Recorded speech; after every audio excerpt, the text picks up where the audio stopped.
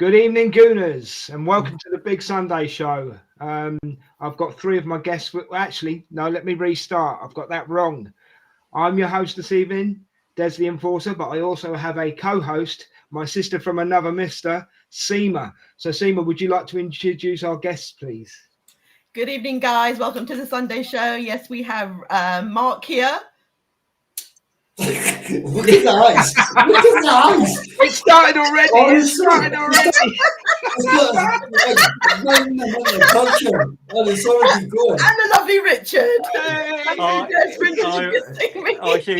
Des. I'm Mark. That's so funny. Hello, guys, and Thank we've you, got Des. and we've thank you, love. And we've also hopefully got Brian and Daniel joining us in a bit. So, So what we're going to do tonight, guys, we're going to talk about the week of Arsenal. Yeah. So I think we'll start with yesterday's game, and then we'll talk about what happened between Everton and Liverpool a bit later on. Yeah. But I just thought we'd start with the Arsenal game yesterday. I did a watch along. It was hard, but I enjoyed it. So as I'm a gentleman, I'm going to ask Seema to go first and give her thoughts on the match. Right. I mean, where do I start? Boring, lethargic. It was just like watching paint dry on a wall. Those first 20, 25 minutes were just like, there was nothing happening. It's like, oh, let's just kick the ball about. I mean, that's what I thought. I really did find it very boring. But obviously we persevered. And then it slowly picked up. And I think it picked up more because we had the young ones on. You know, they really shone. They really stuck out. And they gave excitement to the game. So, I mean, this is what my take was. And, you know, what was yours, Des? You know, I'll pass it back to... I mean, I know you did the watch-along, so you would have been really focused on it. Well, at least I could look the other way. To be quite honest, I'm going to go last because I'm going to let the lads go first. But I will tell you in a moment, Seema, when the boys have been. Richard, go for it. Well, I mean, I watched it back today because I was at work and I was listening to it, but it was what I expected. You've had 10 days in Dubai, warm weather training. You've had no match, and you've not got that consistency of actually playing a competitive match under the skin. So I expected it to be sort of a slow start and a slow burner and a little bit turgid at times, especially as Leicester are fighting for their lives, and I expected them to sort of sit in the mid to low block and make it hard for us to do. And for the first 60, 70 minutes, that what happened. And then Leicester started to open up and go for it, and we started to be able to get in down the sides and behind them, and the game opened up and became a bit more free flowing.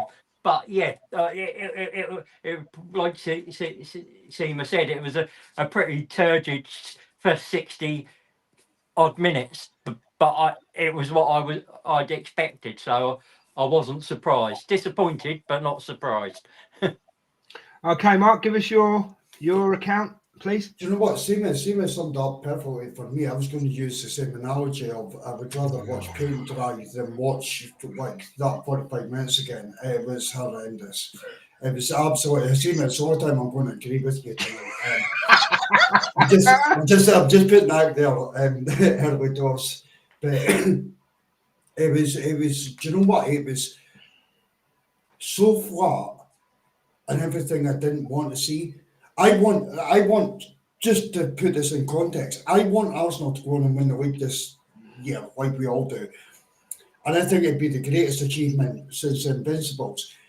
But during that game, I'm expecting something. And to see the amount of our senior players that done absolutely nothing during that, it was honestly, it was horrendous. Absolutely horrendous. But I'm sure we'll get into different parts of the game, but that first half, and honestly, I cannot agree with you more. I've never watched an Arsenal game and just felt like, what am I watching? It was absolutely dire. I would agree. That wasn't our Arsenal yesterday. especially the first half. Well, to be quite honest, it was 80 minutes of crap, to be quite honest with you. Yeah. But Brian's joined us. Can you hear us, Brian? Hey, what's going on, y'all? Just doing the typical multitasking. Yeah. If you could speak English, that would be decent. I'm only joking. Brian, good to have you on, mate. Everybody's given their thing of the match, but just before you give yours, and I'll give mine again afterwards, but just before you give yours, Mark's looking for a fight tonight, so if you could oblige, it'd be appreciated. But if you could give us what you thought on the match yesterday, mate, that'd be great. I mean, I will do my best to fight with Mark. I make no guarantees because apparently he and I have a bromance now. Oh my Lord! No, off the street, get him off. I've got somebody who's more Mark's size. FYI, Brian, he's already lost to me. He has. Oh. We'll explain that in a minute, Brian. So if you give us your review of the match, mate, that'd be cool. So I was listening to the first half of the match on the radio, and I really don't think I missed anything. I was watching the replay this morning just to make sure that I wasn't talking out my ass or anything like that for the podcast. And I really don't know how we scored those goals. Like, I heard somebody saying, that Leicester started to go for the game in like the 70th minute or something like that. And like, I didn't even really see them open up that much. They were pushing. But I really think that our goals were kind of against the run of play. I don't think any of us thought that Mikel Merino would be the second coming of Erling Haaland, albeit significantly better looking. I did. Speak for yourself, Brian. Excuse me, Mark. Stop blinding. Thank you very much. He's talking. Thank you. But yeah, I mean, obviously, I'm happy with the 3 points. Like I always say, they don't ask how, they ask how many. But yeah, like it was not the best game to watch, but I was happy with the result. Thank you for that lovely short answer there, Brian. It was very concise and straight to the point. Really, really good. Thank you very much. Good evening, Daniel. Thank you for joining us. Good evening, gents and lady. Sema, how you doing? Did you just call me a gentle? Sorry, did you just call me a gentle lady? Gents and ladies. Oh, gents and sorry, I thought you called me a gentle lady. I was going to say. Only at the weekends, Daniel. Only at the weekends. All right. It's good to have you on, mate. Could you give us your review of the match, please? 3 points. We move on. No, I'm just joking. no, that's great. That's it. No, go on, carry on. It wasn't the best of games. But it was one of the best results of the season for me because as at 80 minutes, I wasn't having any hope that we're going to win that game. People like me, we've already logged out of the season already, not expecting anything. But being that I'm an Arsenal fan, I enjoy seeing Arsenal win. And I just wanted to win as many games as possible before the end of the season and see where it leads us, because right now we have been depleted left, right, and center. So we just have to ride the storm, ride the league wherever it gets us. And seeing Mikel Merino come in as a striker was a surprise for me. I wasn't expecting that. I was expecting the younger striker to come in, but Mikel Arteta did something myself, I wasn't expecting. So 3 points is all that matters right now, and getting all 3 points from the Leicester Stadium back to the Emirates, West Ham, here will come. Nice one. Right, I'll just go over briefly what I was saying and add to what I was saying because I wasn't quite finished till I let Brian say his piece. I did the watch along yesterday. I want to thank Brian and Mark for being in the chat because they made it a lot easier for me. So thank you guys for that. Appreciate it. Right, but I actually want to start off with before the game where Martin Keown have apologised, right, to Ruud van Nistelrooy about what happened on the pitch all them years ago. I've got to say, Ruud van Nistelrooy gave him some respect because he turned around and said, "What happens on the pitch stays on the pitch." Yeah. And then I had to drag myself through 45 minutes of nothing. We couldn't even get second balls.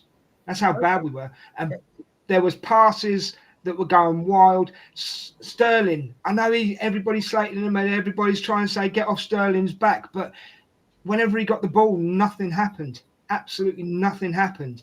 You can tell he's not confident when he walked off the pitch, but it was 80 minutes of rubbish, really, right? Like Richard said, I think they still had the holiday blues or something. But the Mourinho goals, I think we've sorted out an internal problem. Put Mourinho on the wing and leave Sterling on the bench.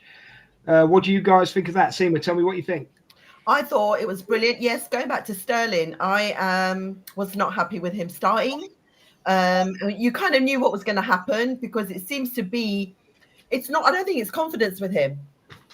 I think it's just he's now outgrown. William 2.0. Yeah, he's outgrown it all.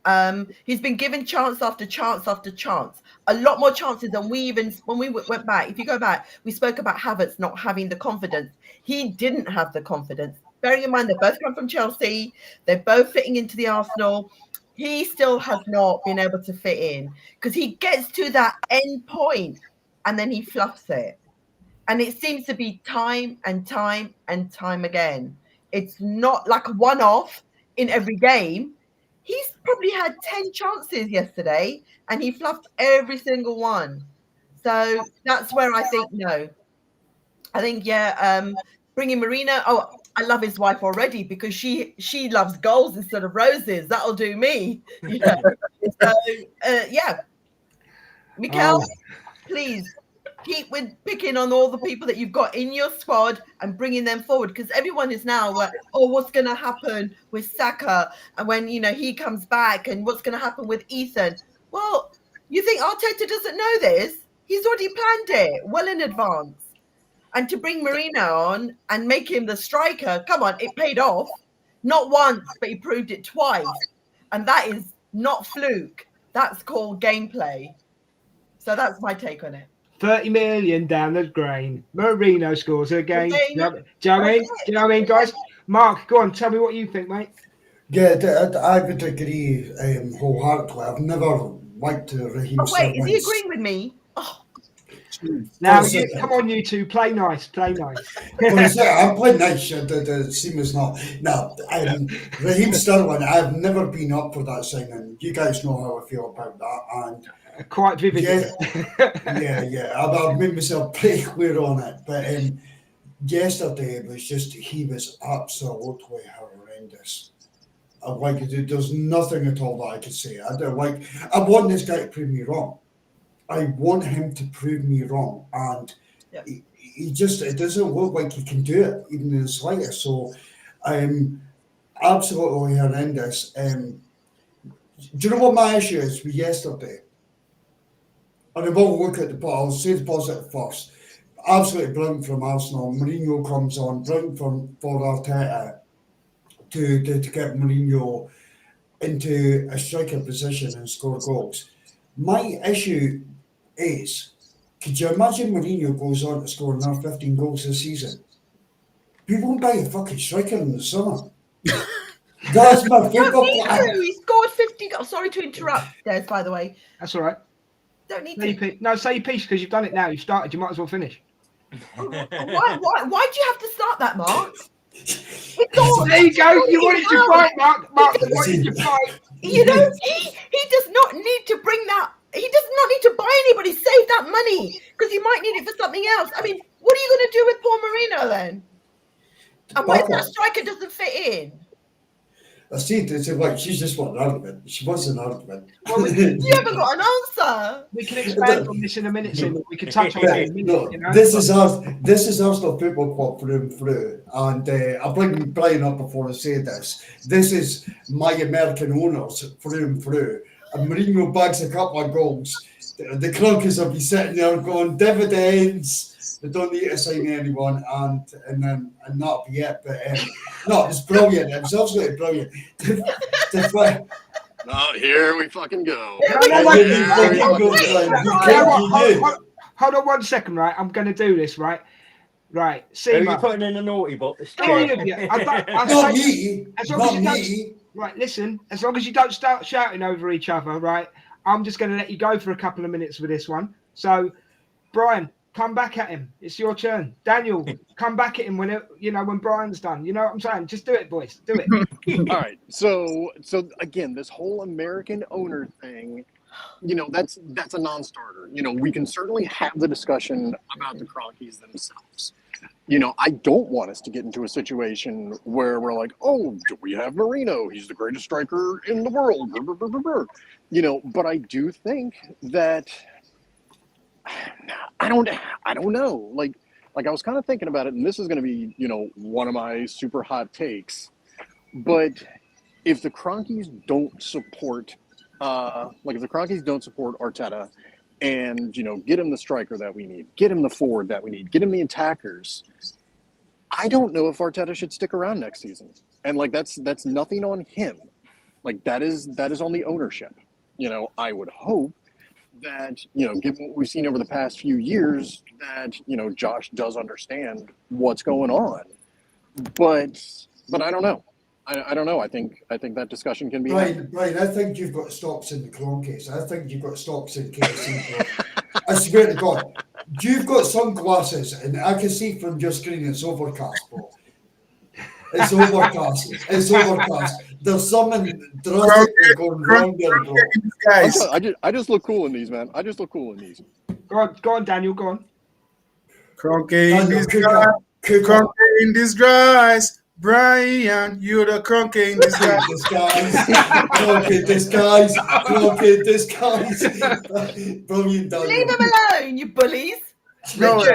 Richard, have you got anything He's an you American. Richard, have you got anything you want to say, mate? Well, the issue is that our loans, what is still at 259 million, and it's been at that point for nearly a decade.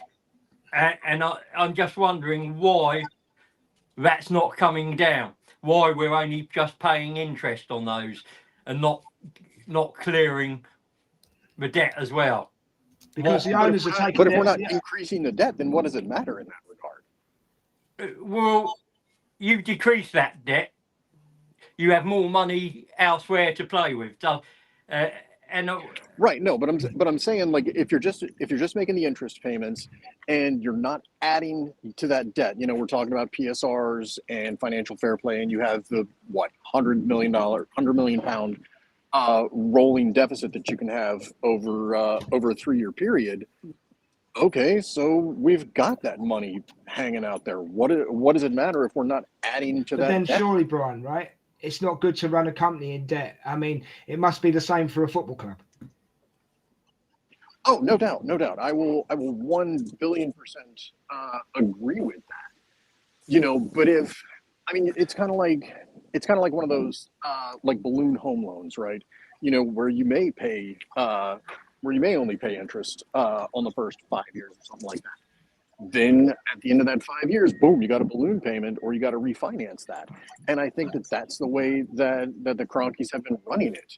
I don't necessarily like it, but I don't think that it's been unsuccessful.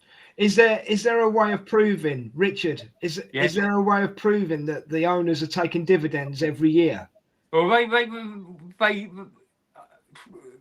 they do get a payment for advice, sport advice, and things. So, you're saying it's a consultation fee? Is that what you're saying? Yes, they get a consultation fee. I can't remember how much that is, but it is on the. It is. I mean, I should probably know, because she on the support thing. They get the reports. So that just brings me to an obvious question, and sorry, I'll let other people come in 1 second. If they're in an advisory capacity, what advice are they giving? I'm not sure, but they are. They're giving advice. It's a tax dodge. It's a tax dodge. Arteta, you don't need a striker. Raheem's your winger. That's the advice they're given. Well, right. Well, all I can say is that Daniel was. Sorry, Steve, go ahead. You can view the accounts online anyway. They're open to the public. All right. Okay. Yeah. But how can you be? I don't know how you can take a payment for advice when you're not giving advice. Probably not giving advice pays more than giving advice these days. It must do, Daniel. They must have a team as part of their they have an overriding holding company, don't they? Which gives the advice. I think that's what it is. Oh, right. Okay. Yeah. I think that's what the Lewis guy on the board is, isn't it? Yeah. So basically, they're putting their name to the advice, but it's coming from someone else. Yeah.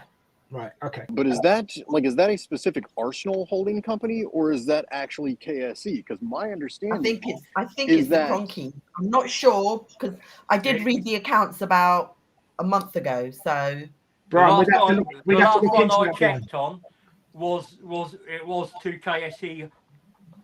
Yeah, I think it's the Kroenke's holding company. Well, there you go. Could be wrong. Could be wrong. But KSE owns the Rams, and they own all the other sports teams that they have. Yeah. Like, I don't know. I mean, obviously, I'm not that versed in contract law or finance in the United States or the UK. But I didn't think based on the league rules for like the NHL, the NFL, everything like that. I didn't think that you could, shift money between different clubs. You can't. Not in America, you can't. You could not different here either. roles You've in got to different have countries. set up separate, and it's got to be declared anyway. It's not going to be easy hiding a few million, right? Yeah. No, not really. Right, but then that means that it'll be a tax dodge for them. Well, we're speculating because we haven't got it in front of us, aren't we? Yeah, You know what I mean? that's it. That is it.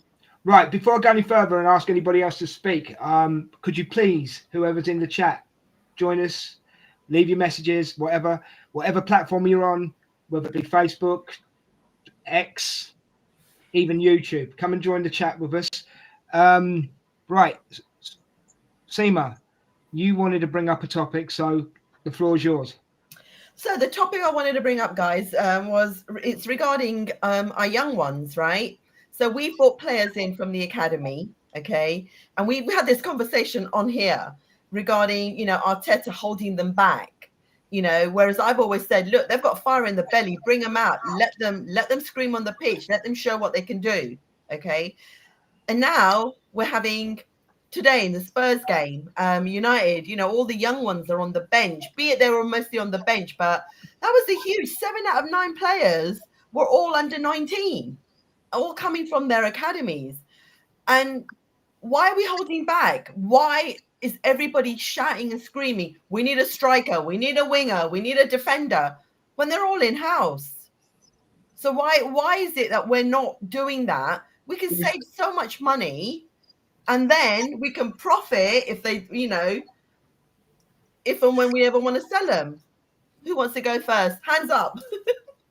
To be fair, I understand where you're coming from, in a sense that you want the younger ones to come up quickly as much as possible and bring in new players.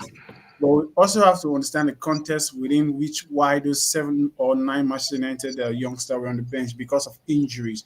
And you also have to look at the position where we are as Arsenal. We're going for the title, whereas Manchester United are fighting for relegation. So there's a contest.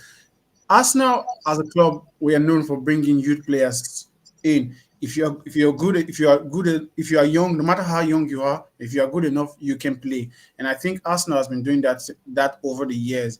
And I don't think Mikel Arteta is that manager that will see a young player that is good enough to play for the first team and not want to bring them through, because he has shown within the 5 years at Arsenal that he can trust the young players, the likes of Emil Smith, the likes of Maitland-Niles, the likes of Nketiah, Rick Nelson. So I don't think Arteta should be flogged with that cane of not bringing a youngster in. And I find it even surprising for Manchester United that they have 19 under 19 more on the bench. What happened to the under 21 players? I think under 21 players could be more suitable, like getting into the Premier League than bringing 19 years old, 16 17 years old to sit on the bench, knowing fully well that you're not going to play them because there's no way that game was going on, you're going to play them. The only way I was expecting them to play, if the game was like let's say Spurs were winning like 3-0 or 4, you would have just brought them in to just give them the experience of that. So fans calling for Mikel Arteta saying he doesn't bring in young players, I think that's wrong, because over his 5 years reign at Arsenal, he has brought in more younger players to the club than even Unai Emery. Yeah, but look at Spurs as well, because of their injury list, right? Mm-hmm. They had to bring in their youth, and also look at is it Odie? He was playing today for United. He's come from the Arsenal academy, and yet he's scoring goals. Sorry, Richard, what did you want to say? Because you had your hand up at the same time. Yeah. He came in on the 91st minute with 2 minutes left to play. But he scored goals in the previous games. Probably, in the Youth Cup. Yeah, but still, he scored goals. He was doing that for our youth team. Here's my counterpoint to all that, right? We sold Nketiah. We got rid of Emil Smith-Rowe, of Reece Nelson, of all those people. We should not be a selling club, right? So those people that we got rid of, they weren't good enough. They weren't good enough, right? They weren't. I agree with that. But what about the ones that are? I disagree with Emil Smith-Rowe. I think he would still get in this team today. Do you think? I don't know. I don't think so. Especially with the situation we're in as well. I think he would. Yeah. Yeah, I think his problem was injuries, wasn't it? Yeah. Mikel Arteta couldn't trust him to stay fit enough, long enough to be useful.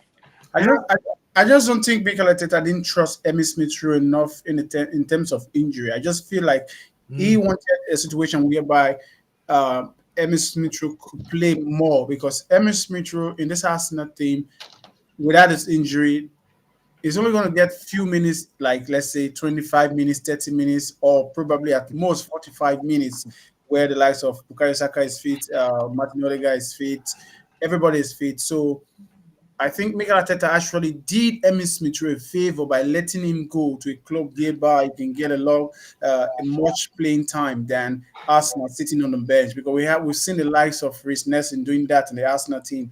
He wants to play this player, but Arsenal as a club, we don't win comfortable enough in the first half to bring in these younger players, because if let's say we are leading by 3 goals, 4 goals before the 60th minute, Arteta want to introduce these younger players. And Emil Smith-Rowe is one player Mikel Arteta loves so much because of the trust he has for him during that after the COVID 2021 season, where he brought him towards December, January time. So I don't think Emil Smith-Rowe was let go because of injury. It was probably because he wanted a situation whereby he can play enough matches. But Daniel, they're our past. They're done. They're gone. Right? Yeah. Yes. And can I just pick up on the point where, we're in the title race, okay?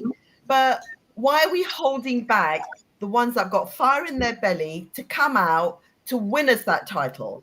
Why can we not utilize that instead of what's still sitting on the bench that aren't doing it? Why are we bringing on Sterling, a 30-year-old, when we can bring on a 18-year-old? That's what I'm saying. Well, I mean, it's Schrodinger, it's Schrodinger's player. You don't know if they're good enough until you see them. They're both good enough and bad enough simultaneously.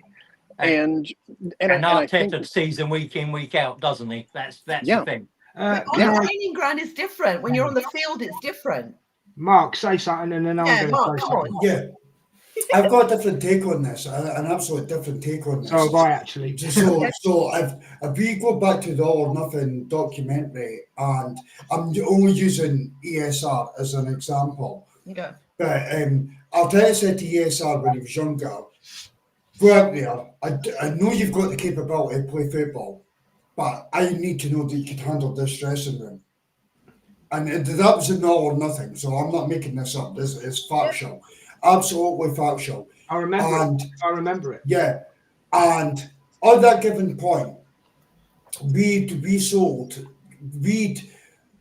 got rid of bad apples in our football club, and fair play to Arteta. So this is going to be a long-winded, I'm sorry guys, but we sold Aubameyang and never replaced him.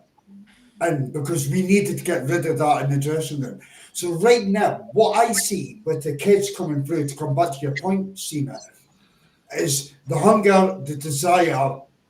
I'm that fucking player.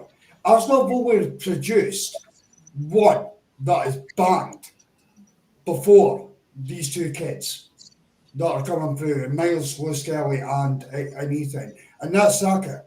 Saka had that. So Saka had that mentality. So Arteta has brought the whole, for me personally, he's brought the whole attitude of the football club up and told these kids, we have to do this. This is the way this is the way that we move forward. And with that, we're seeing two young kids come through with desire, hunger. They look like they could go on to be world stars. But what he's not prepared to do is bring in players that have not got that attitude. So, Simon, that's my thing back at you. I understand what Arteta is doing right now. And I'll also throw one last thing at you. Ethan has been dog shit in games. He has been dog shit. Yes, he produced against Leicester. He's inconsistent. He's a kid. He is a kid. Well, I respectfully disagree. I mean, Mark, what are you talking about? Eating has been what? You said eating has been what? Eating is He's been shit. dog shit. No, I said shit. he's been dog. No, I said dog shit in certain games because he's a kid and he's inconsistent. Yeah. I don't get. So I get where Arteta is doing with this. No. I get what Arteta is doing right now. He's not doing it because of that. Right. Can I add my 2 pence? Yeah. Please. Because there's one point that I will pick up on what Mark has said, and I'll bring that up. I might be about to pick up on it. I'm not sure, Cena, but Ethan hasn't been dog shite, as you called him, right? No. He's been bad in one. Mark, he's been bad in one game, and that was against Bournemouth. Wolves. No, Bournemouth. It was Bournemouth. Okay, Bournemouth. Yeah. Bournemouth when he had a bad game. Okay. All right. Now I'm going to look at this slightly differently. Possibly, I look at it this right. Seema, the way you came across to me, what you were saying, it's on Arteta, yeah? Arteta has to give them the chance, right? That's the only way. That's the only way it's on Arteta, right? These kids, right? And we can use Skelly and we can use Ethan as example. He's given them the chance, right? Now, the way I see it is like this. Calafiori can't get on the pitch at the moment because of Skelly. Because he's taken his opportunity and he's running with it. Yeah. Right? All right, the substitutions aren't going to help, but I'm going to explain that in a second, right? And you could say the same about Ethan, and he's running with his chance, okay? Okay. The reason I say that the only reason it's on Arteta is to give them the chances because these kids now on the training pitch or wherever he sees them have to show their all, yeah? Then they get a chance, right? Yeah. But I know it's part of the reason why he brought this topic up because of yesterday's bench, Seema. Because if you look at it, we had 5 defenders. We had 5 defenders on the bench, right? Until Merino came on, there was no one really I thought Sterling was going to be on the pitch for the whole game. Yeah. Because I didn't see anybody on the bench that could have come on. I mean, at the time in the watch along, I was saying, bring Kieran Tierney on instead of Sterling because at least he can cross the ball. Yeah. You know what I mean? But the point I'm trying to make, and I know the point Mark was trying to make, and he's getting there, right? Is it's not just on Arteta. It's up to it. That's where you've got to say, Seema, it's up to the kids as well. You've got to take your opportunities when you're given them. Yeah. Can I add something into that in a minute? Yeah, go on. So your issue is we'll take it. The forward line, when fully fit, a young player has to be as good as, and at least as the same level as Havertz, Trossard, Martinelli, Saka. Yeah, and now Nwaneri. If you can't be as good or better than those players, you're not getting on the bench and you're not getting minutes. We've improved our squad through injuries. We're short in certain areas, but if you can't prove through training and the times you're in front of Arteta that you've got that quality and you're ready to take one of the senior players out of the bench, then you're not going to get a chance. And I think that's right. You have to earn it, and you have to earn it through consistency of performance in training, and then when you get on the pitch. That's why Nelson's gone. He had those chances on the pitch. He didn't prove it when he got on the pitch. That's why he was shipped out. Yeah, So, but see, Richard, it's not coming from the seniors training ground, right? The first team training ground. It's coming from the games that they've played, the under 21s, the under 19s, and the youth cups and all that. So they've been seen there. They've been picked up from there. So it's not about it is about what they do in the training ground and the effort and the consistency they put in. And truly, if they're in the first team, it shouldn't matter whether they beat a senior player or not, as long as they perform. And going back to what I wanted to pick up with Mark, it's about these kids are coming into the first team. They're getting paid jack shit. They're not on those high wages. So they've got more fire and more tenacity to prove that they've got what it takes to get that kind of money. Right, but here's what we're forgetting. Simi, you were talking about them being, in the youth team, in the U19s, whatever like that. Like one thing that I always remember is all these kids, like every single footballer out there, at one point in time, they were the best player on their team. Yeah. No matter what the position was. And so you can be the next fucking Ronaldo for U12 or even up to the U21s, but that doesn't mean that you're good enough to translate that to the senior team. Seema as well. Sorry, Brian, but Seema as well. You're not adding in the risk factor. You're not. When it comes to kids, it's a risk, isn't it? Do you see what I mean? I'm not saying, don't get me wrong. They all started as kids. All started as kids. Yeah, I know, but there's levels. There's levels, isn't there? And it's risk. Okay, so Miles Skelly, Ethan and Wary have come from the same academy as Saka, Emma Smith Rowe. North End, yeah. North End? No, not North End. I thought they were North End. Helen, sorry. Well, sorry, I live in Newcastle. Everything begins with North. They've come from the Helen, right? Helen. I apologise, so, Helen. Why the difference? Because Saka had to make that transition too. But every player is because so why not give the young ones a chance? This is what I'm saying. Risk. That's what I'm saying. There's no risk. There's no risk because they're not getting paid the high wages. The risk got the minutes under their belt. No, it's not a matter of the minutes. Sorry, Daniel. They haven't got the minutes under their belt.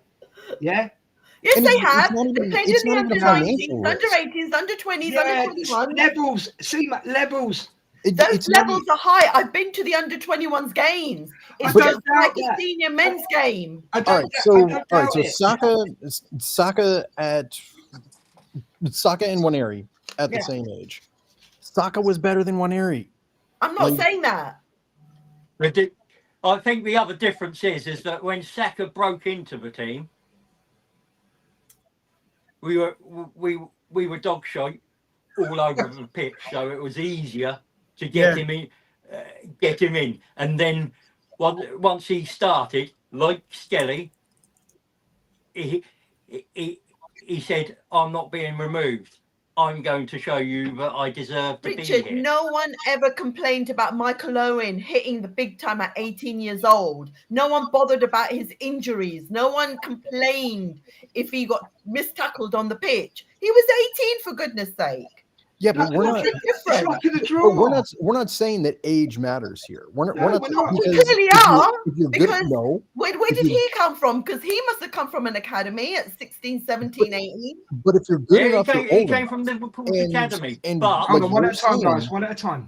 Go on, Brian. Like if you're good enough, you're old enough. I think we can all agree on that. They're mature. They're mature for their age. Seema, I can see you're really passionate about this. I can see. No, I want to know because I'm talking about money, right? It's in-house. Why not promote it and bring it? Then Because think about buying someone who's only 2 years older or 3 or 4 years older. Yes, there is a maturity difference. The brain develops that way, but sorry, Right. Brian, carry on. I'm going to shut Right, up. but if we're talking about, like, if we're legit talking about football skills here, right? Yeah. Like, yes, if you're good enough, you're old enough, but they may not be good enough. And so, Des, you were talking about the risk. Like, I don't think the risk is a financial risk. Like, I think the risk is a results risk. Yes, when I say risk, Seema, that's what I mean. Sorry, Brian, but that's what I genuinely meant. But we need to see what Daniel's chewing his hand. We need to see what Daniel thinks. Wait, by the way, are there any referees that young? That's another topic. Yesterday referee was young. The one officially has just 32 years, so he has an okay game. It's one of the referees I kind of like in the Premier League, Sam Barrett, because at the end of the day, he tried to let the game flow, tried to let the both team win. But we're not onto the referee right now. No, we've got off topic. See, come on. Sorry, I'm sorry. I just had to bring it because of Daniel. Can you go back to the original topic and tell us what you think, mate? Tell us what you think. The original, I have to reiterate what I just said before. We have to understand where we are as a club right now. We are chasing the league title. It's quite different from a club like Manchester United. They're in the mud. Bringing a young player in at the moment is not something that's really going to break the Camel's back, because at the end of the day, excuse me, sorry. Because at the end of the day, the fans will rather see the younger players coming in and trying to do their bit, because the players there currently are awful and a lot of injuries.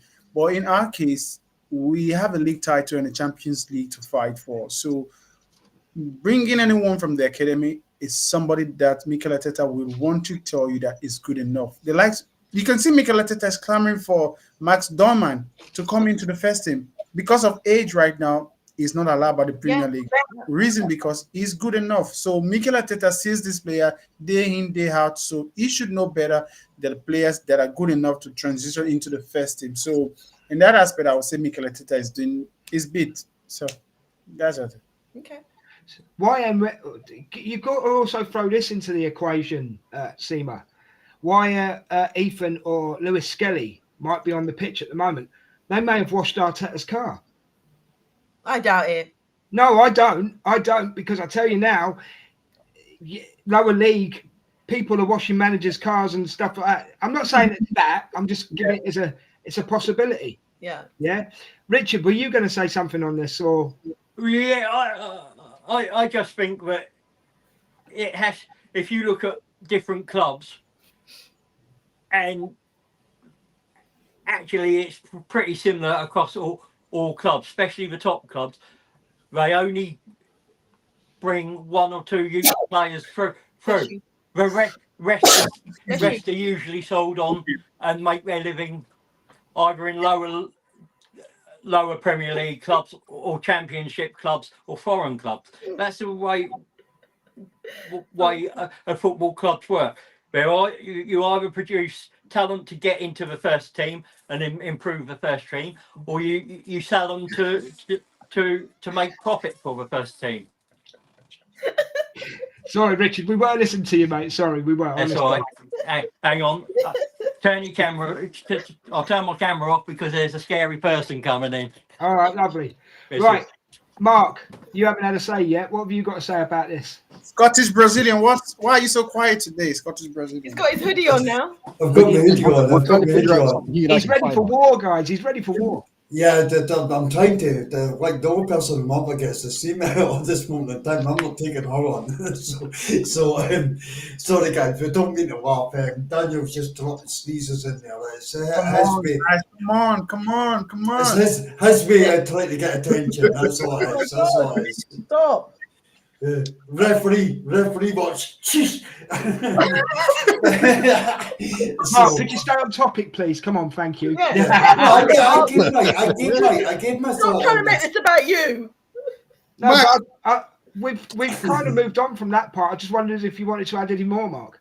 No, do you know what? I stick by it. I think Arteta's done an amazing job by bringing the kids through that are there at the moment, and until the kids get up to a standard that he's demanding, which is unbelievable, by the way. Thank you, Jack Wilshere. Thank you, Mertesacker. I appreciate you guys so much. If you're bringing this quality through our academy, then I'm with it. But I agree with the guys as well. We're going for a Premier League title. Deflated, yes, we are. But we're going for a Premier League title. So we're not doing like a Man United or a Tottenham and we're in 13th or 14th in the league and we've got the opportunity to bring these kids through. We're going for something. So it really, really matters. And I don't think that you have to expose the kids to that in any kind of way. And my final point I will make, guys, Arsenal fans, anyone watching this, I just stop. Ethan is amazing. He's absolutely brilliant. But your superstar is in Miles Lewis-Skelly. Yeah. And I've said this constantly. I will repeat and repeat and repeat. Your superstar is Miles Lewis-Skelly.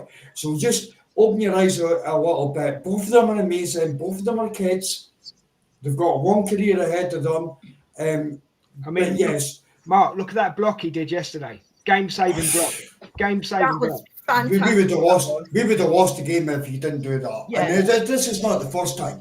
I think Miles has been like one of our best performers consistently in this team. And I'm not talking out the two because I'm not comparing the two. No. But he has been, for me, the most consistent performer.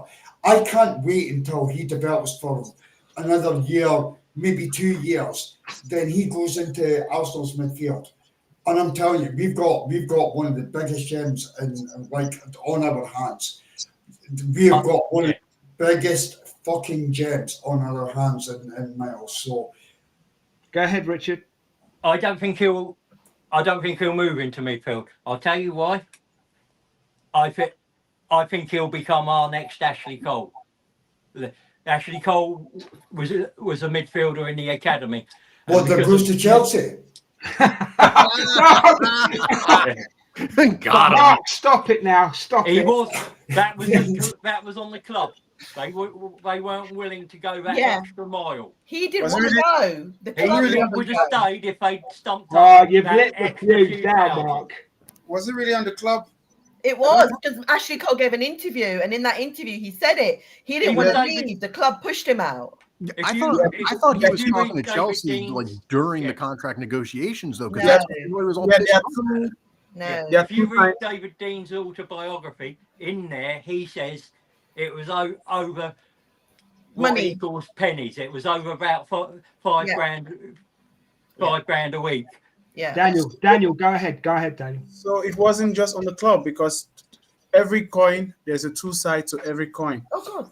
If you love the club that much, 5 grand wouldn't be something you should. 60 grand a year, 5 grand a week, was it? No, it wasn't 5. I think the amount was a £5,000 difference in the amount Arsenal were willing to pay and the amount Ashley Cole was willing to take. So I don't think, I'm just trying to address what Richard said was just on the club. No, it wasn't just on the club for me, because then if he really loves the club, and being that he grew up from the academy, he would have taken that, and probably the next 1 or 2 years they revisit the contract and they increase the salary.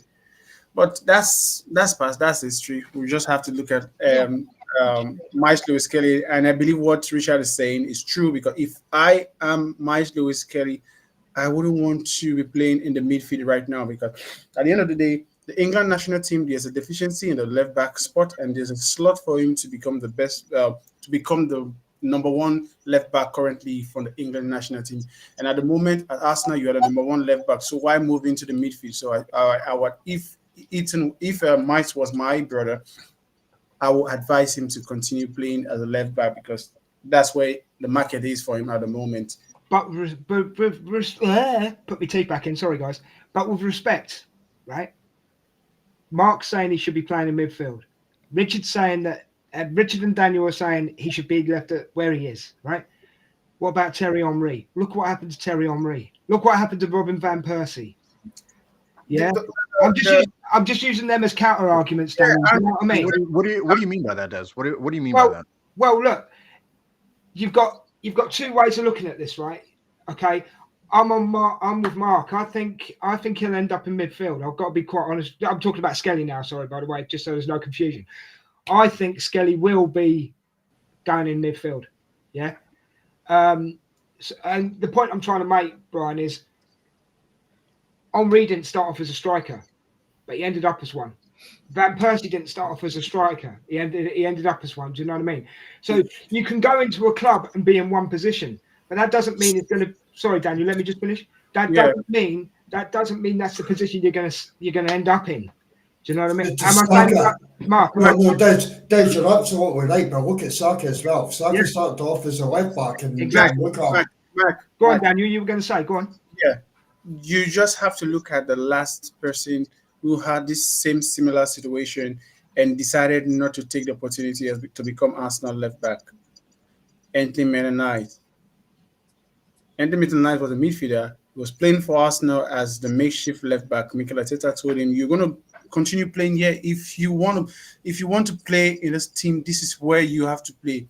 If Merino has put his head down and decided, "Okay, fine, there's a spot for me here," and that's what got him into the England national team. We are forgetting, because he was playing there.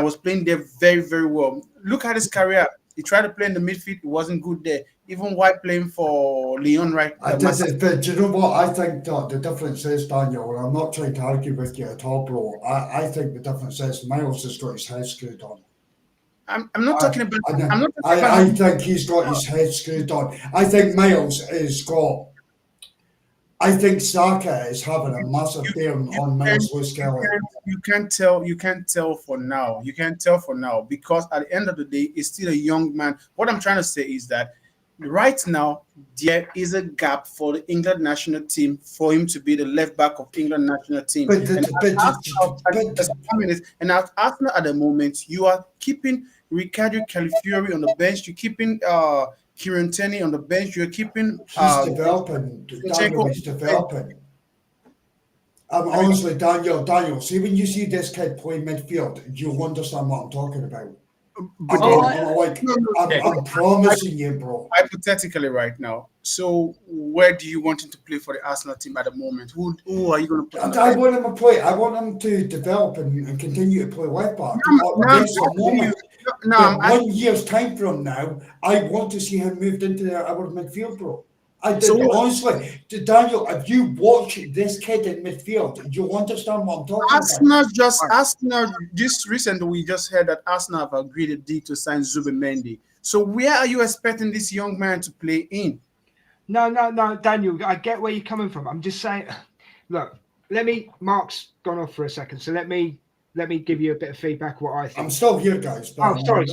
I'm still here. Right, Mark, I've come in when I've done my bit, or the way I see it is, you're not winning this argument. Daniel, Lewis Skelly, right, is a versatile player. So what I mean by that is, Henry, right? I can only go back to what I know. Yeah, Henry could play in two positions. Yeah, Lewis Skelly is proving that he can play in two positions. Okay, I know you've got your Zubimendi argument, and I understand where you're coming from with your Zubimendi argument. Yeah, where does the kid play? The answer to the question at the moment is, and I'm being absolutely blunt and honest with you, the kid plays where he needs to play at the moment. You with me? So if he needs to be at left back, he plays at left back. Yeah. If he needs to be at midfield, he'll play at midfield, because it all comes down to one man's decision, not the player's decision. It's down to the manager's decision. Yeah. And Des, let me piggyback. Sorry, Brian. One more quick thing. We have got so many players now, right, in our team, and I think this is a good thing, but it can also be a bad thing because we go into seasons light. We have got many players now in our team that can play in multiple positions. Yeah, one week you've got. I mean, it's not the best choice, but one week you've got Partey at right back, and then the next week you've got him in the middle of the midfield. Versatility. All right, it's not always the best option, but it's versatility. You've got Timber, who can play right back central. You've got Calafiori, who can play left back central. Yeah, You see where I'm Timber- coming from? yeah. You've even got. Yes. Timber can play left back as well. Have you seen Ethan Waneri?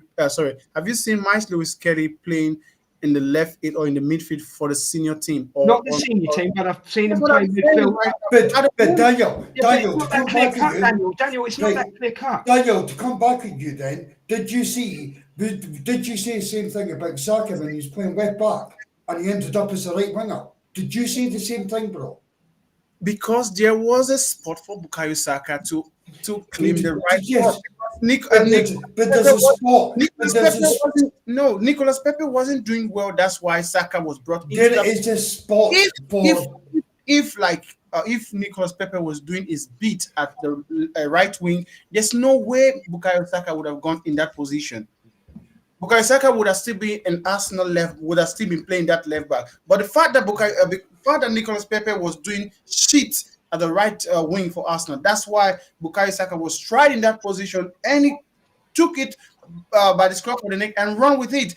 That's but Daniel, Miles is doing the same on left back. Daniel, just to put up, I don't know if you saw Arteta's press conference. He actually said once Ethan develops, Ethan may become a striker for Arsenal Football Club.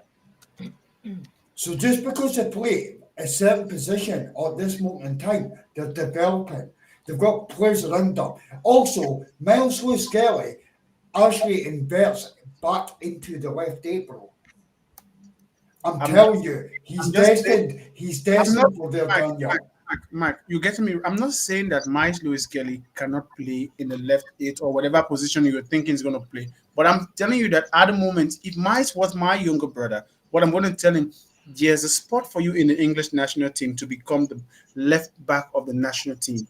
And there's a spot for you right now at Arsenal because you're keeping Ricardo Calafiori, who was bought in this season. You're keeping Zinchenko, who was bought in just 3 seasons ago. You're keeping Kieran Tierney, who is the love of most Arsenal fans, at the bench. And you are being selected by the manager as the number 1 pick in the first team for the left back. So grab it with all might, with all power, with everything you have, and go for it and do as much as possible.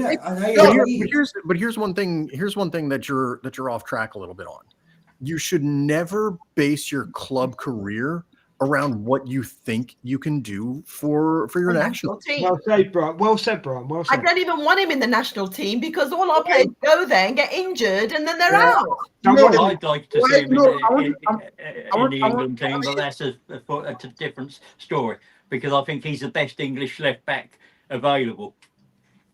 Let Daniel finish. Finish what you were saying. I just wanted to hear what Brian was saying. You say you shouldn't build your career on what. Say it again, Brian. Say it again. You shouldn't base your club career based on what you could do for your national team. Why? Right? Like you shouldn't base your position, right? Like obviously, I don't know. Like Aaron Ramsdale, right? Aaron Ramsdale, whether right, wrong, or indifferent, got supplanted as the number 1 by David Raya. He ended up going someplace else. He didn't conditionally, he went someplace else to be able to get the minutes, to be able to be the number 1 for England at some point, right? But he didn't go to wherever to get playing time as a left winger for the England national team, right? And so, if Mark is saying that MLS is a better midfielder than he is a left back, and if we make the assumption that MLS wants to play midfield instead of left back, then it doesn't make any sense for him to stay at left back just because England doesn't have any left backs worth of shit right now. Football is all about taking your moment. Yeah, but Daniel, can I just chuck one little sentence? I swear I won't take long. There's no guarantee he's going to play for England. No guarantee. There's no brother. Honestly, listen. There's no guarantee. There's no guarantee he's going to play for England. Yes, can I ask you a question? Of course you can. Of course you can. Nothing in this life is guaranteed. Well, there you go. You can plan whatever you want to plan. I'm just saying, there's a spot in the market for him to become the England and Arsenal number 1 left back. Same happened with Ashley Cole. Richard rightly brought that up. We had the same situation with Anthony Maitland-Niles. Maitland-Niles had the option of playing for Arsenal as a left back, but he refused and wanted to play as a midfielder. Okay. Now I gave you a counter argument. Now he's playing at Lyon. Yeah. Right back. I gave you counter arguments though. I go back to Thierry Henry. Yeah, got in the French side, was a striker. Yeah, there's counter arguments to the argument that you're making. You're making a good argument. I'm not saying that at all. You're talking actually a lot of sense, but there's counter arguments to what you're saying. Yeah, and end of the day, the counter argument you only bring in is because. No. Let me finish. Because he can play. No. He can play at the midfield. That's why you're bringing. No, you're wrong. You're wrong. That's not the only point I'm going to make. Because how I was going to end this off was, again, I'll say it. When it comes to club, it comes down to one man. Not the kid. Not the senior player. It comes down to one man. It comes down to Arteta. Plain and simple. Yeah. Even though you've said about bringing Zubimendi in and all this, and you're right. But you see, it comes down to one man. And the England position, funnily enough, comes down to one man. It's whether you get given the choice or not, or given the chance. That's what you've got to focus on. Yeah? And at the moment, Mikel Arteta needs Lewis Skelly, yeah, who I will say I agree with Mark again. I don't always like agreeing with Mark because he talks a lot of rubbish. But I agree, right? Everybody's raving about Ethan, yeah? To be honest, Lewis Skelly is floating underneath the radar, yeah? He could be bigger than Ethan, yeah? But it doesn't matter because they belong to us. They're ours. But Daniel, I'm not here to frustrate you or annoy you or upset you, but it comes down to one man. You're not upsetting me. I'm just trying No. It comes down to one man, my friend, Mikel Arteta. It comes down to the player anyway. At the end of the day, it comes down to well, we'll agree to disagree, yeah? Well, the player can't just put himself in the England team because he feels like it. Yeah. Everyone would be doing it. And he can't put himself in the Arsenal team. He can't, yeah. I'll tell you where all he can do is sorry, Richard, go on. Is perform when he gets those chances. That's exactly what I was going to say. And earn that right by his performances, and that's what he's done.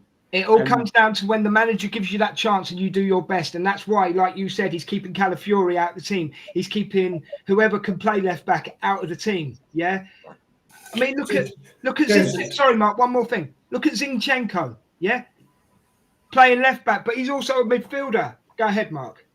I was just going to say, do you know something? Just to come back on Daniel, 100%, and I'm going to say this to you, Daniel. See if we signed Zubimendi, and we've got Declan Rice in the midfield. I actually think that Miles Lewis Skelly be put either one of them out this side. You'll have Merino in there. I'm telling you. Have Dalman. I'm being serious. I'll put my chest is out. My chest is out. Do you have Lewis Skelly? Here's the fight. Get in there. Get attack him. Go on. With respect, we've got to let Daniel have his comeback. Oh, okay. You know, Des, you said something that you so agree with Mark because sometimes you talk a lot of rubbish. I actually do think you are right. You're right.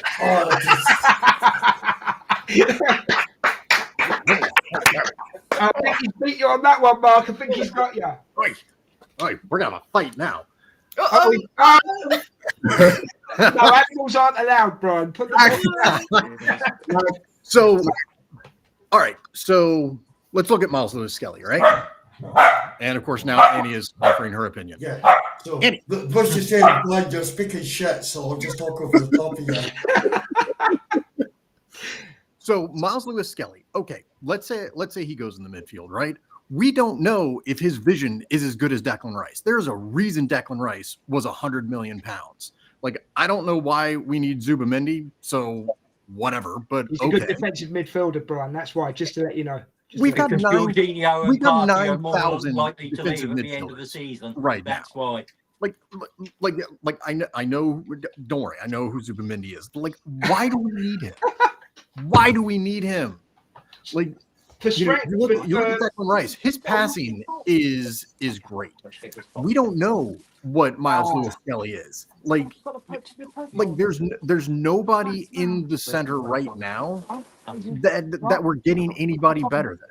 I know that was the grammar was terrible. Brian, let me just Just give me a sec, guys. Right? Why is that popped up? Sorry, 1 second. You're on about Declan Rice, and you're right, yeah? Look at him at the end of the game yesterday. He was run ragged. He was exhausted.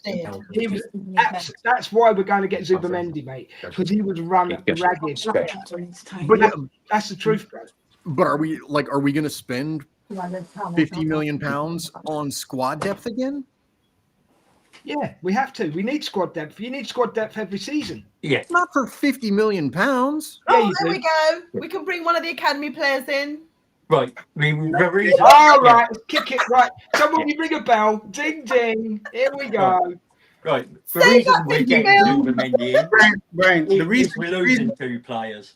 The reason Arsenal are bringing in Zubimendi is because Thomas Partey and Jorginho are going to leave at the end of the season, probably. But if I will be put in a position to advise, I prefer to give what's his name, Thomas Partey, like a 1-year contract. Yeah. But that's not on me. But that's the reason why I think Mikel Arteta is bringing on Zubimendi, because if you're going to let Thomas Partey and Jorginho go, if let's say for instance, Declan Rice pick up a red card, who's going to play there? Nobody. So that's the reason why. Exactly. That's why you need the strength. You need the depth, Brian. I mean, yes, I get that. Like I completely understand. I understand where you're coming from, Brian, because you're part of the crew. I do as well. No, and you don't want the Kroenke spending a lot of money. So. Oh, we're back to that, are we? Okay. God damn, shots fired today. Can we not go backwards, please, gentlemen? We're going forwards. Is that all right? Of course, there's shots fired today. The Kroenkes have had enough time on this show, okay?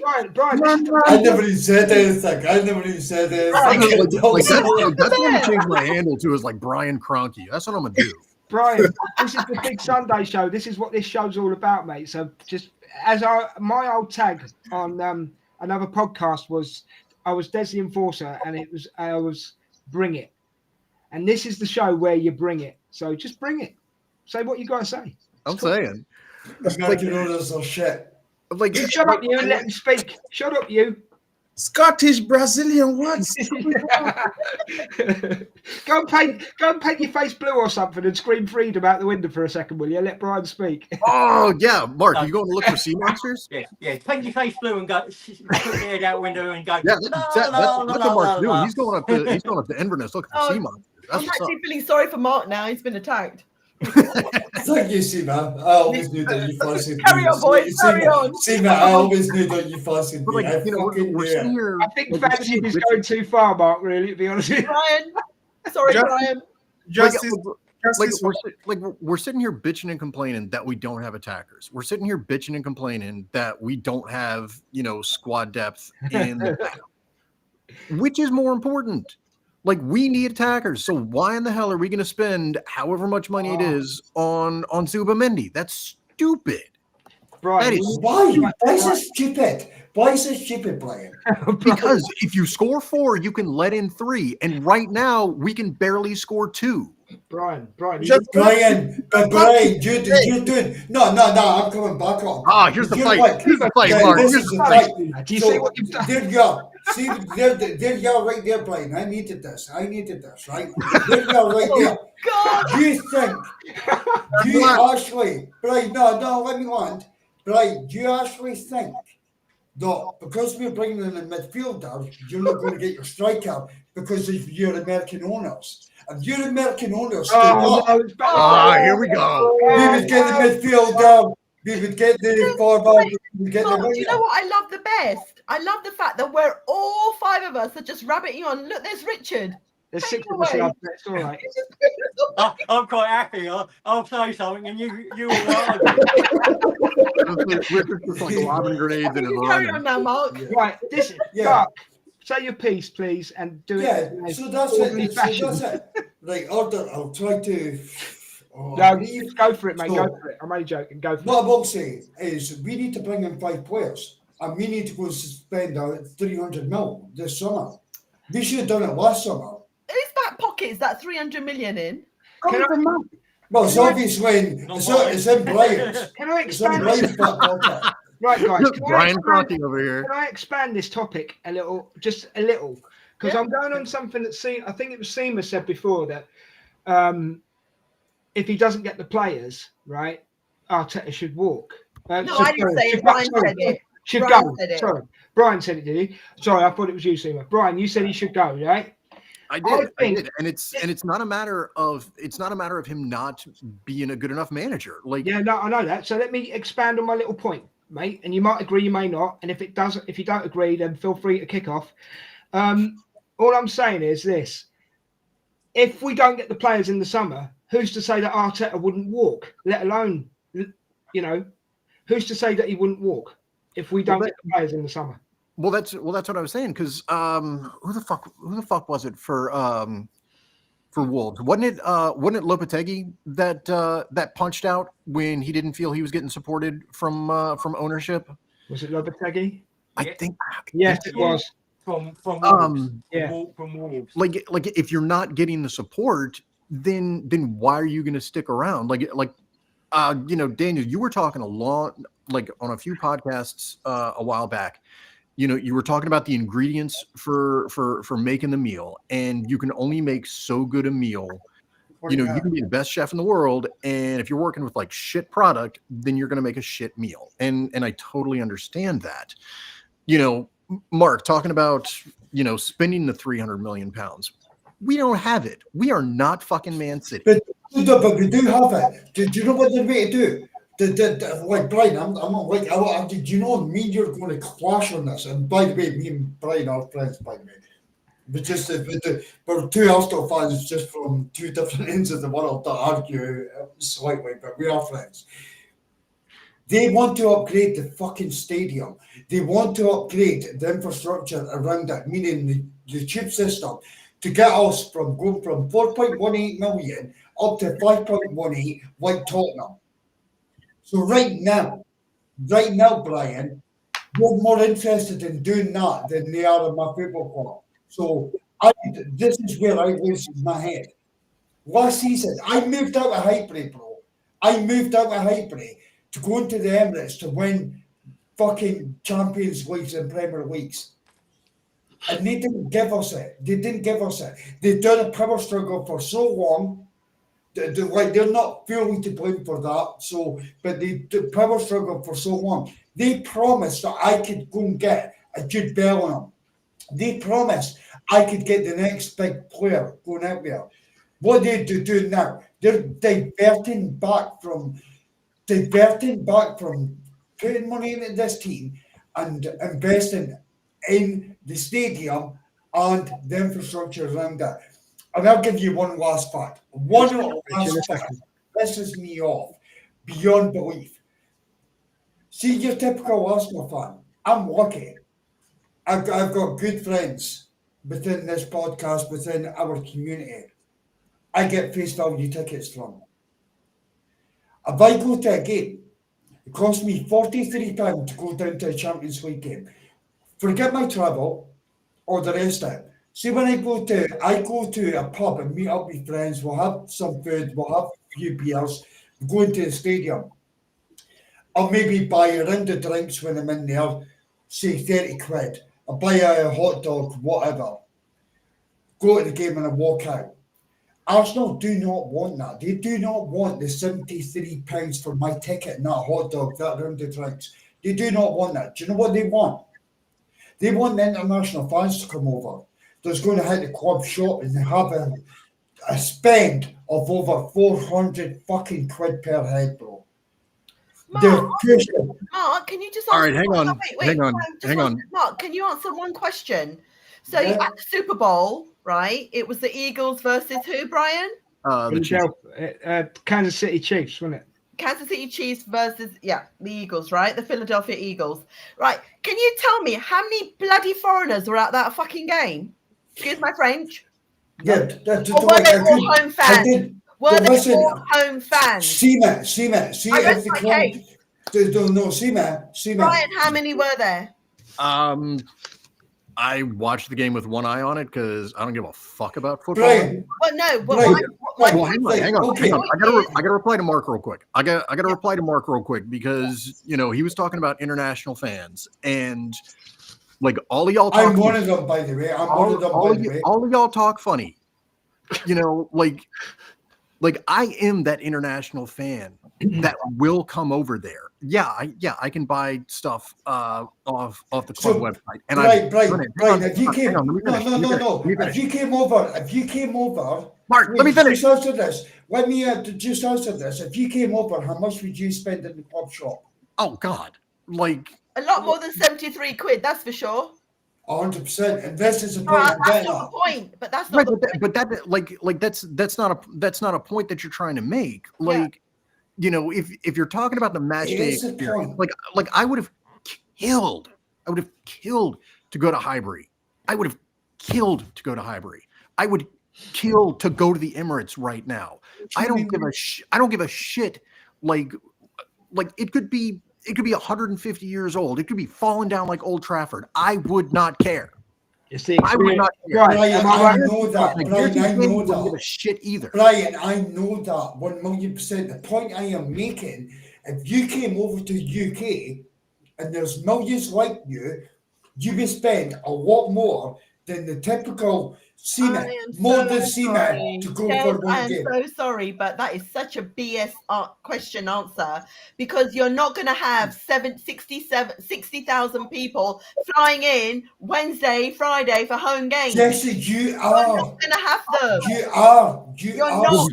We can't get tickets to do it anyway. Mark, they're not because they can't get the ballot.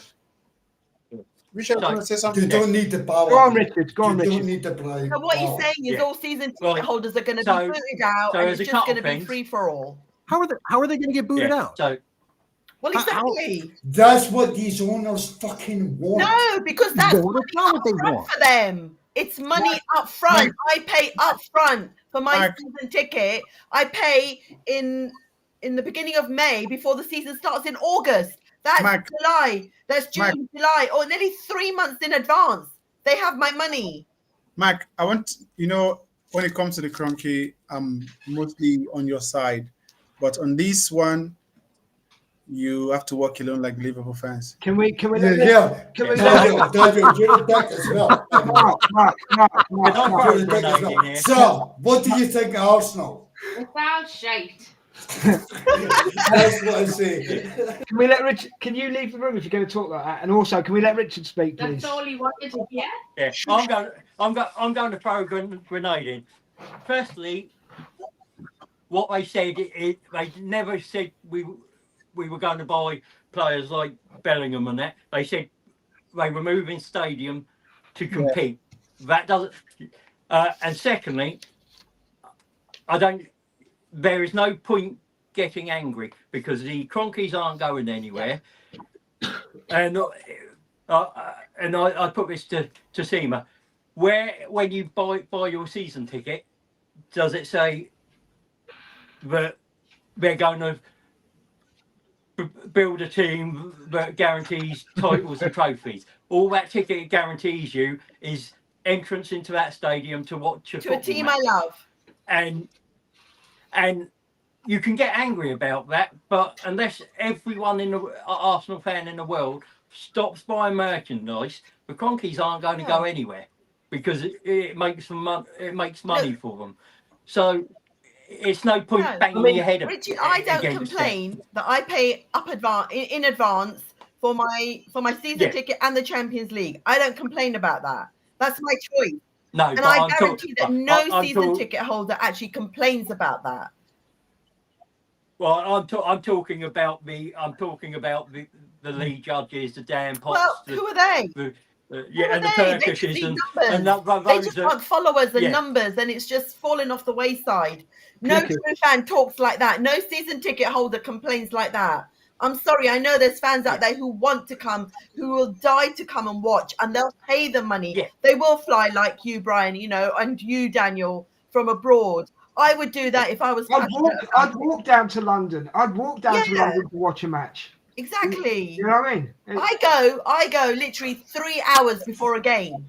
I'm at the stadium when the day thing. It's open because I want every little bit. Even though I can get it every time I go for that atmosphere, that vibe. It's the club that I love.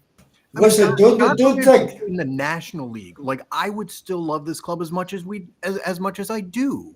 Yeah. I'm so glad we had this topic because it's absolutely. Yeah. I'm being absolutely honest. Can I just come back, right? Just to defend myself slightly. Quickly. I will be quick. Brian, Daniel, I know that you would honestly, you guys would walk 600 fucking miles to get to that stadium, and I know that. I am. If Brian, I am not dissing you in any kind of way when I say this. So don't at all, guys. Don't think when I say international fans. What I mean is, what our owners are just looking for that income to come in rather than the income from the normal person that turns up to the stadium. And it's not just me saying that. All the American owners, there's 14 of them in the Premier League, they're all doing it. And if you don't believe me, go and watch Overlap. Yeah, but normal players in the league aren't going to walk up to the stadium unless they're stupid, because they know already they're not going to get a ticket to the game. Yeah, what I would say is this debate should be around why platinum and gold tickets being sold on travel sites for the whole Seema experience. doesn't do that, Richard. Seema does not do that. See, when you speak platinum, don't put Seema in that bracket. In fact, the people that sit around me have given the tickets away. It's not everybody, Richard, but I know the point. No, not everybody. What I'm saying is, there's a quota you can sell, but not to the majority of the people that I know have put their tickets on Ticket Exchange for the value of the ticket. Nothing more than that. But I've given mine away. I've never charged anyone when I've known that I'm not going to be at a game, and I've literally only missed probably one game a season because I've been away. But I'm not putting this on. I get it. There are people that have sold it. Yeah, but I am putting this on the owners because their system allows it, and B, those tickets come from somewhere. Well, I'll tell you where. No, Richard, I'll tell you where. The ones that get sold quite often are the ones that are owned by certain corporates in the media. Are these the boxes? No. These are platinum level. And they are owned by certain media companies. So, Seema, you talking about people sitting in those seats? It's never the same person. Wait, so Seema, hold on, guys, one at a time. Mark, go. Sorry, bro. Mark, go first. Seema. So you talking about your platinum then? Yeah. So, say that again. No. Are you platinum then, Seema? Yeah. Yeah. Just for context. I am. Right, go ahead, Brian. Go ahead. So, all right, so you're platinum, but you're saying there's like a level like above your champagne and caviar seats? No, that's the box. That's the boxes, mate. Brian, that's where it was going. Hold on, guys. Hold on. Stop a second. Because I haven't done this for a while. Guys, if you're liking this show, please give us a like. Give us tap the bell so you get all the notifications. Subscribe if you like. We are 70 odd subscribers from 1,000. So if you could do that for us, that'd be great. It only takes you 5 seconds. So if you could do that, that would be great. I just say, go on, finish off, Des, and then. I was just going to say, I'm going to move this topic on in a minute to something else because I think we've covered it quite deeply and quite well. But if Brian was to walk 600 miles, Mark, he'd end up in the sea, I think. If he walked 600 miles, he'd be even shorter. What were you going to say, Seema? Go ahead. Like Rico, with that mindset, we'll never win anything. Why even support the team? Listen, you love the team, whether it's not, they're winners or losers. Look at all the Leicesters, the Wolves, the Ipswich, all the ones that are going to get relegated. They all love their team for a reason. It's their team, not because, oh my God. Well, all the Ipswich fans were brilliant in the fact that their team got into the Premier League, and then they get back into the Championship. They're fighting back to get in the Premier League. It's all that. Look at United, lost today, but their fans are still supporting them. Yeah, angry, but tomorrow they're all going to be fine. They're all going to be sober. They're all going to, say, "Oh my God, they love their club." Rico, I do know how we can raise that 300 million, Mark. How's that? I know how we can raise that 300 million transfer money, Mark. We'll get Seamus pictures of Thierry on there. What, there. Yeah. They got me worth. Is that when Stephen went in the men's toilet?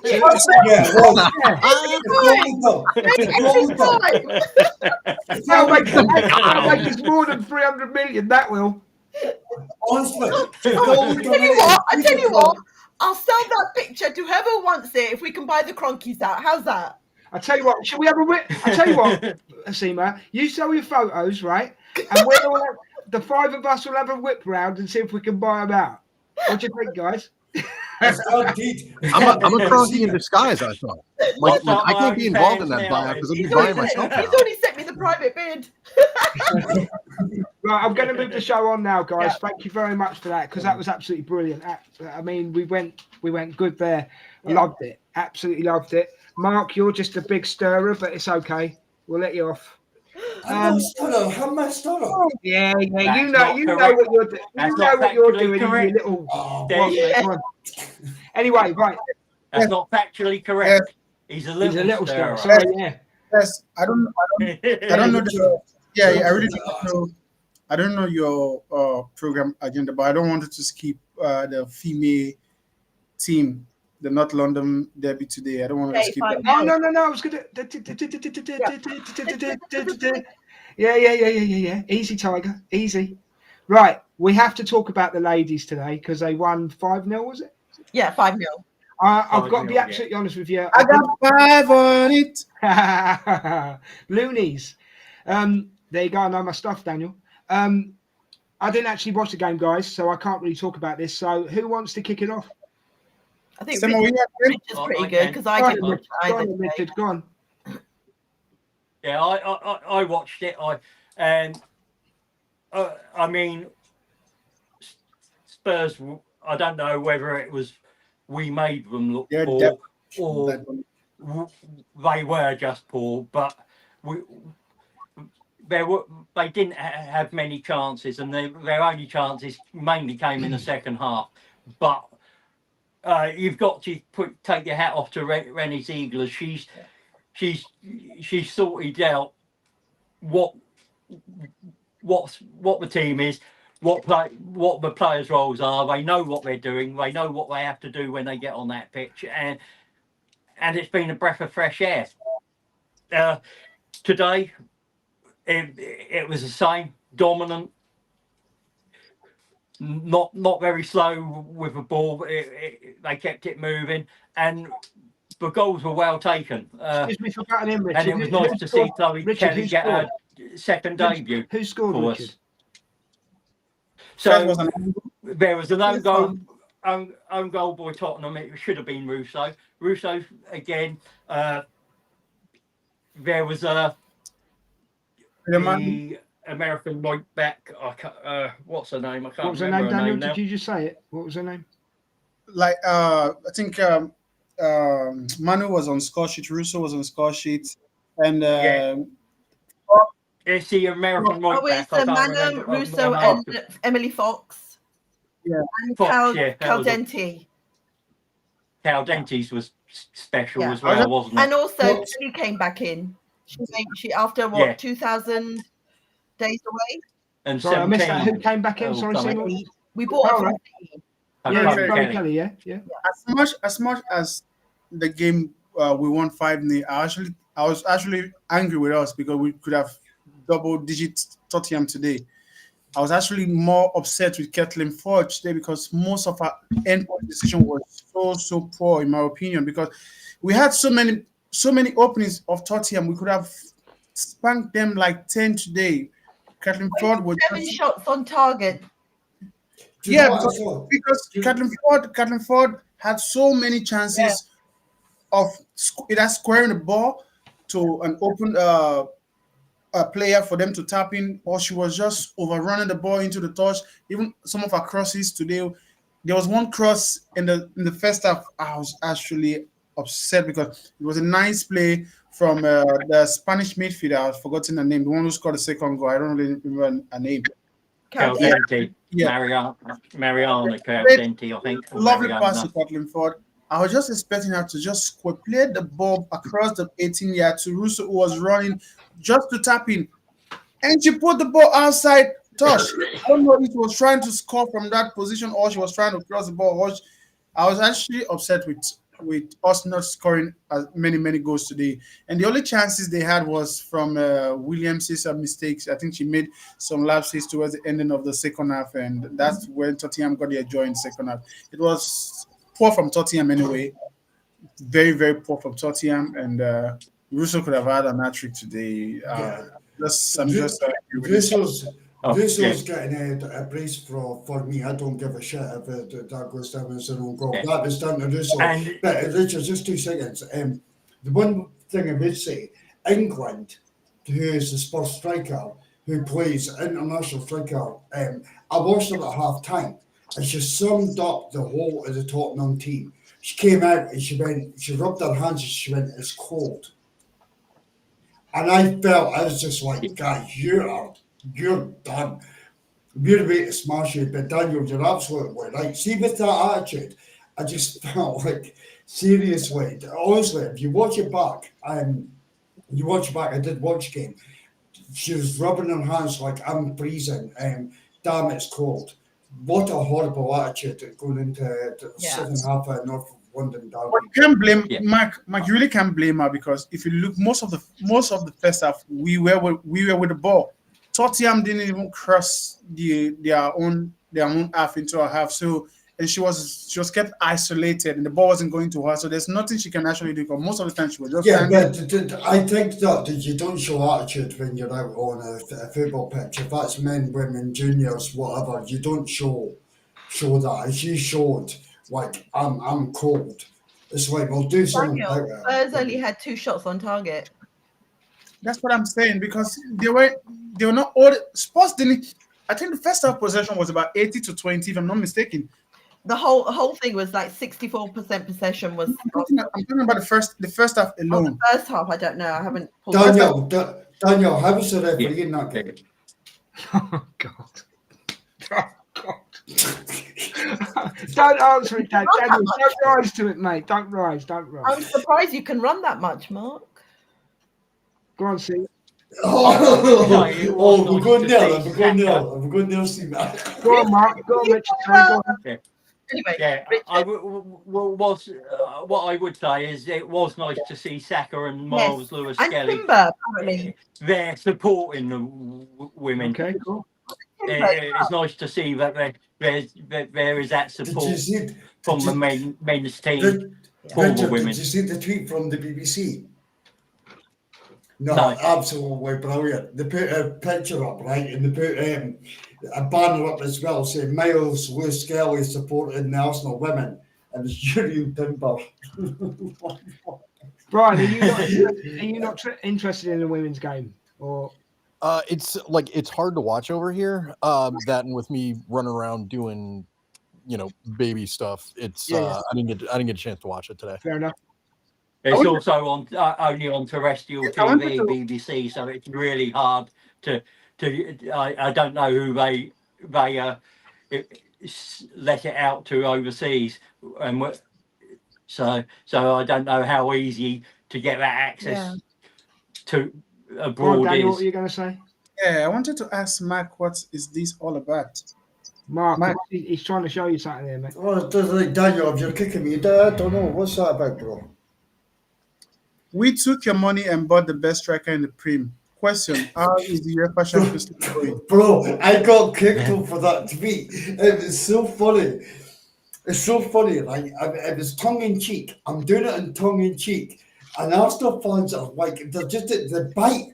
They're like rainbow fish. See, rainbow fish. If you don't know rainbow fish, right? If you go fishing, it's hard to catch a fish. Rainbow fish, you could throw a cheese sandwich into the lake and these fuckers will bite, and that is it. That's Arsenal fan base. So Monaco put a tweet out regarding Mikel Merino. Thanks for bringing this up, right? So they put a tweet out saying, another day in the office for the LN graduates. Yeah. So I put a tweet out. We sold them and we used the money to get the best striker in the Premier League. How's the UCL going? That's all I did. Arsenal fans have attacked me. When there's no tomorrow, it's like I'm like, it's tongue in cheek. Merino is obviously a midfielder. Guys, just settle down. But yeah, I'm just glad I brought it has honestly. Yeah, I've been cooked. I've been cooked over it. I've been cooked for you over to clarify yourself, so the Arsenal fans are going to let you off. Now you've talking about cooking. Talking about cooking, it's a shame Paul's not on this show tonight because he would be cooked. I'm telling you. I need to give a story on this, by the way. I need to tell the story because he is getting fucking cooked. Paul, the person that runs this whole entire channel, who I've been a few games to this season, turned up at an Arsenal game yesterday, thinking he was going to the game. It was in London he went to. He went to the Emirates. He turned up at Finsbury Park thinking Arsenal were playing Leicester at the Emirates. He gets a golden ticket.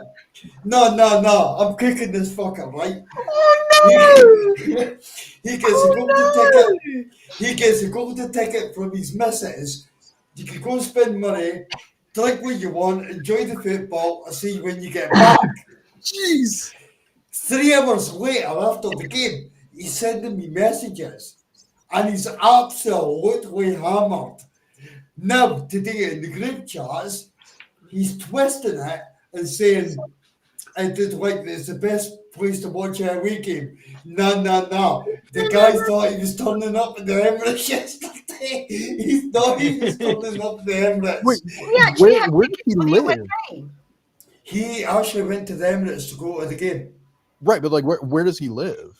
He only lives down the road. Like, it's not. No, he doesn't just stay down the road. I'm not sure 100% where he stays. And he's Essex, isn't he? So he's not that far away.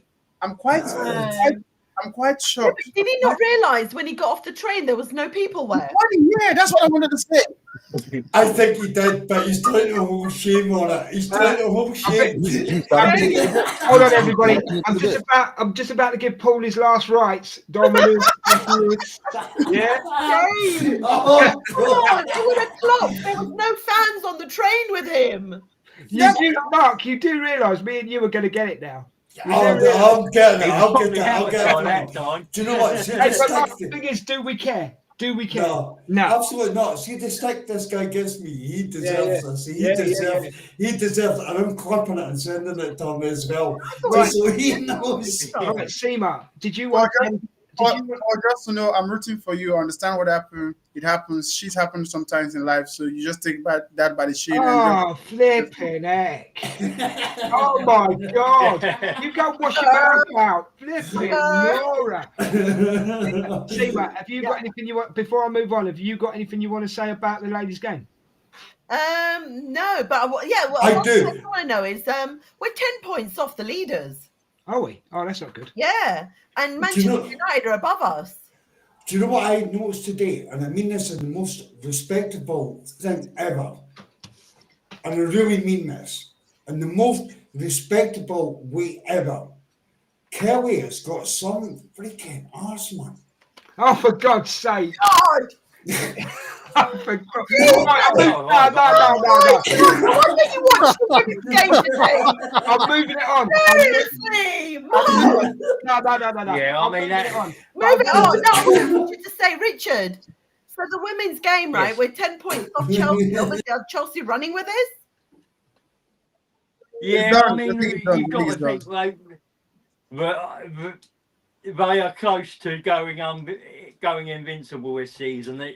It's looking like they probably will. Can I ask a sensible question? And I know I didn't watch the game, but I remember Wiedemar. Yeah.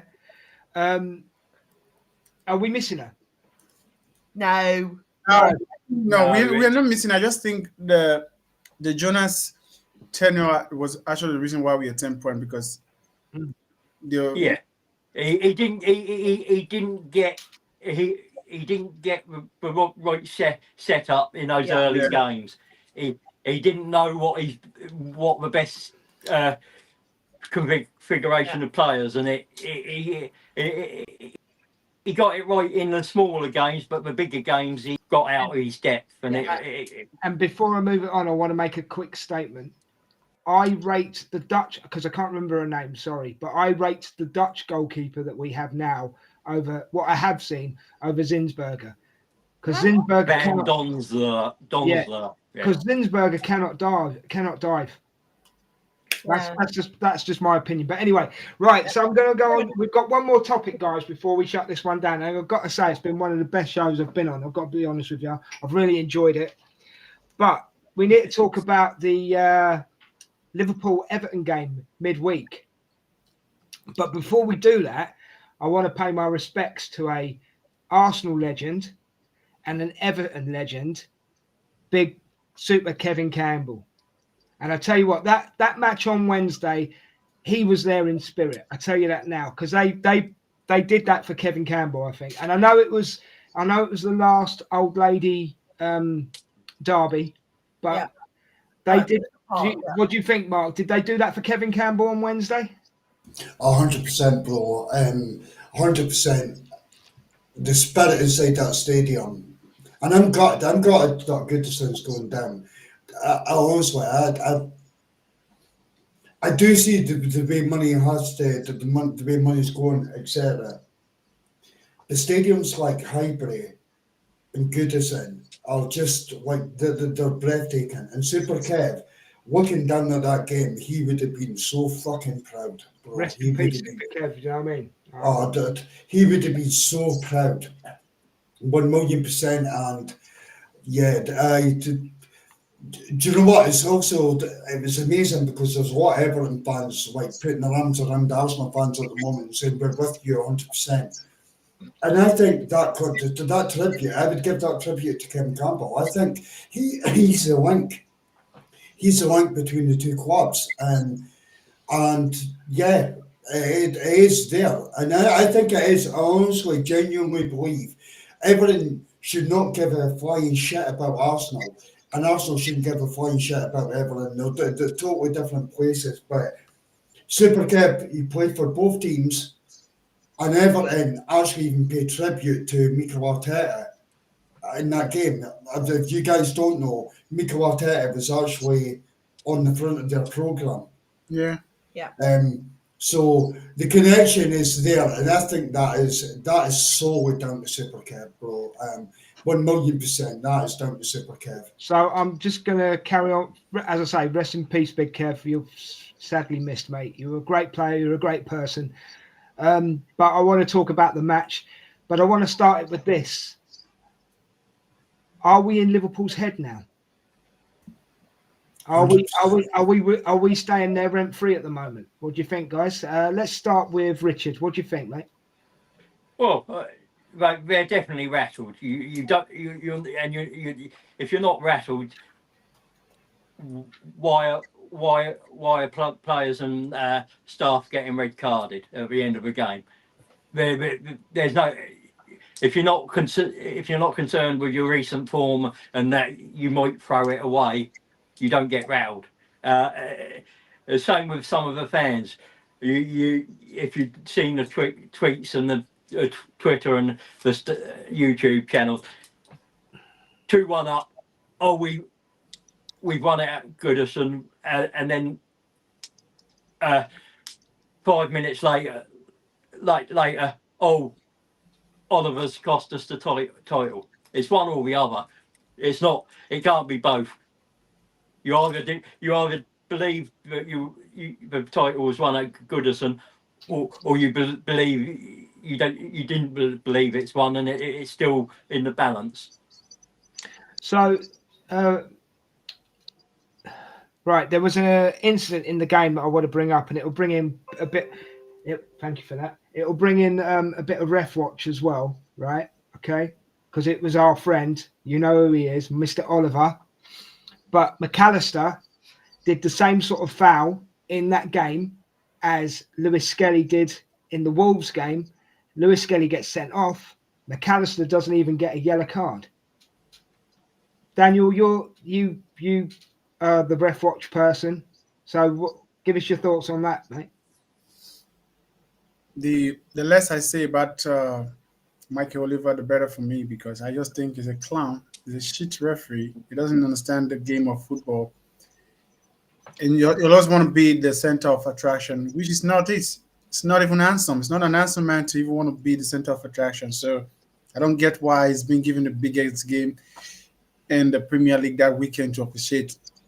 I think it was a very poor performance by Mikel Oliver for both set. I'm not just talking about Everton or Liverpool aspect, because even in the game, Everton should have had a penalty which he didn't give. So a lot of shenanigans going on in the head of Mikel Oliver, because I don't understand his thought process towards officiating anymore. Because if you can give Mike Lewis Kelly a red card just like 2 weeks ago, now there's a similar situation for you to tell everybody that I knew what I was doing by giving Mike Lewis Kelly a red card, then dishing out a red card to McAllister would have made everybody to say, okay, probably this guy believe what he did in the Arsenal game. It was correct in the sense that this is what I believe. If you trip a man like this, for me, in my book, is a red card. Then everybody will have to take back their seat and say, okay, this guy, this is your interpretation of this kind of foul. But not even giving a yellow card makes me, as an Arsenal fan, see you as a corrupt man. But see, here's the thing. The MLS red card got overturned. Then did. Right? Yeah. So, and Mikel Oliver got dragged, from everybody that matters. Yeah. And so maybe, it was in the back of his mind, hey, this was a fucked up call. I'm not going to make this call again. No, this is where I'm going to come in. Now, you've given a red card for this situation. The whole football world are clamoring. This is wrong. This is actually a normal yellow card. Take one for the team. Now, I would expect somebody like Mikel Oliver to say, okay, fine, this red card has been rescinded. Probably I was wrong. It should have been a yellow card. But if Mikel Oliver has come out on that day and given a red card to McAllister, I would have respected him more. Reason being that now we have to understand that Mikel Oliver, as a referee, sees this kind of foul as a red card, not a yellow card, because that's actually a yellow card. But not giving a yellow card for that incident, for me, where I will come in and say, if you can give this decision as a red card just 2 weeks ago, where everybody was saying it's a yellow card, and you're not giving a red card, not even giving a yellow card, in my head, I will see you as someone that is you are either corrupt or you are not fit for purpose. But far be it for me to defend anything about referees or PGMOL or anything like that. But I mean, you notice that nobody's gotten a second yellow for kicking the ball away the entire season. Even today in the game against Wolverhampton Wanderers, Konate could have gotten a second yellow card for kicking the ball away. Right. Konate clamored into Cunha before the outside of the 18. He didn't get a second yellow card for that. So right, but therein is my point. If we can all acknowledge that those were shit calls, right, that should have never been made, then maybe PGMOL is taking that on board and saying, no, don't give it for this. And again, I'm not defending them at all because but you can't excuse, Brian, you can't excuse not giving the yellow. I'm not excusing it. Like again, we're here. If you're gonna give a yellow for one thing in one game, then to make things fair, you should give it in every game. Right. So Brian, when was the last time that you saw the ball getting tapped away or kicked away and a yellow card getting produced? Oh, That only stopped at Arsenal. Right. No, and maybe that's just game. maybe that's just shit luck. It happens every game, Seaman. It happens every game. This is the thing. No, It happens it every happened game. today. Nothing was done because the guy was like, Nothing the at ball's all. meant to be over there. You're not allowed to approach a referee. It's only the captain that's allowed to approach a referee. Richard, What's happened? Richard, do you want to say something? Because I thought I saw. Yeah, because all that the Oliver display on Wednesday shows is that he's incompetent, because he should have sent Gay off for Everton before he sent me. He could have possibly should have possibly carded McAllister, red or yellow. That's perspective. But he should have also given Conor Bradley two yellows, so sent at least a Liverpool player off. It just shows he's incompetent. He's got no bias or to any particular team, and I disagree, Richard. I disagree 100%. You're saying no bias, right? Last season we're playing Manchester City. Kovacic does 2 tackles, one against Declan Rice, gets a yellow card. 2 minutes later, he wipes out Odegaard. Nothing at all. No second yellow. Not sent off. This season, Arsenal are playing Man City. Trossard kicks the ball over to Martinelli. Split second. He's sent off. Oliver's reasoning for that, he did not want to destroy the game. So to make that make sense to me, mate. No, that wasn't Oliver's reason. That was Howard Webb's defence of that thing. Now, whether you agree with what Howard Webb said, that was the statement, and it's come back to bite him. But Richard, he has made horrendous calls. Oh, You're yes. pointing out, Des is pointing out, right? Menslow Skelly got a red card for a tackle. He tripped up. It was like, it's obviously it's counter attack. That's what he was doing. He tripped the guy up. Studs brushed down his shin guards. He got a red card. The same tackle was made on Wednesday by McAllister, and there wasn't even a yellow card. Make that make sense to me, Richard. And don't tell me that he's a shit referee. He's not shit. VAR, don't challenge him. Have you watched? Exactly. Yeah. Have you watched VAR? Right. You watch Michael Oliver. VAR never go to Michael Oliver and say, "Can you come to the screen?" Well, there you go. Never Mark. do it. Is it because they never ever do it because he is too big? Do you think he intimidates VAR, Mark? Yeah, I think he does. He does. The only time I've seen Mikel Oliver go to the screen was Arsenal versus Everton last season, where Kai Havertz scored that goal. VAR called him to the screen because they felt like the ball touches Jesus in his hand before it got to the Martin Odegaard. But I think the issue is the wording that they've changed within VAR now. Yeah, but they do that to suit, Richard. They do that to suit. The wording now is clear and obvious error, and but that word's always been there, Richard. Yeah, but they've enforced that now. But unless the referee it's a serious error, you won't see them get involved. They'll look at it and stay with the on-field decision. Okay, hold on. Let's leave the referee alone. Keep that thought, Daniel, just for a second. Let's leave the referee alone for a minute because we'll come back to him at the end. All right? Okay. So we'll just quickly break the goal down. Who was watching the hate along with me and Mark on Wednesday? Brian, you were there. First half. That's right. You were there, Richard. Brian, you were there, weren't you? Right?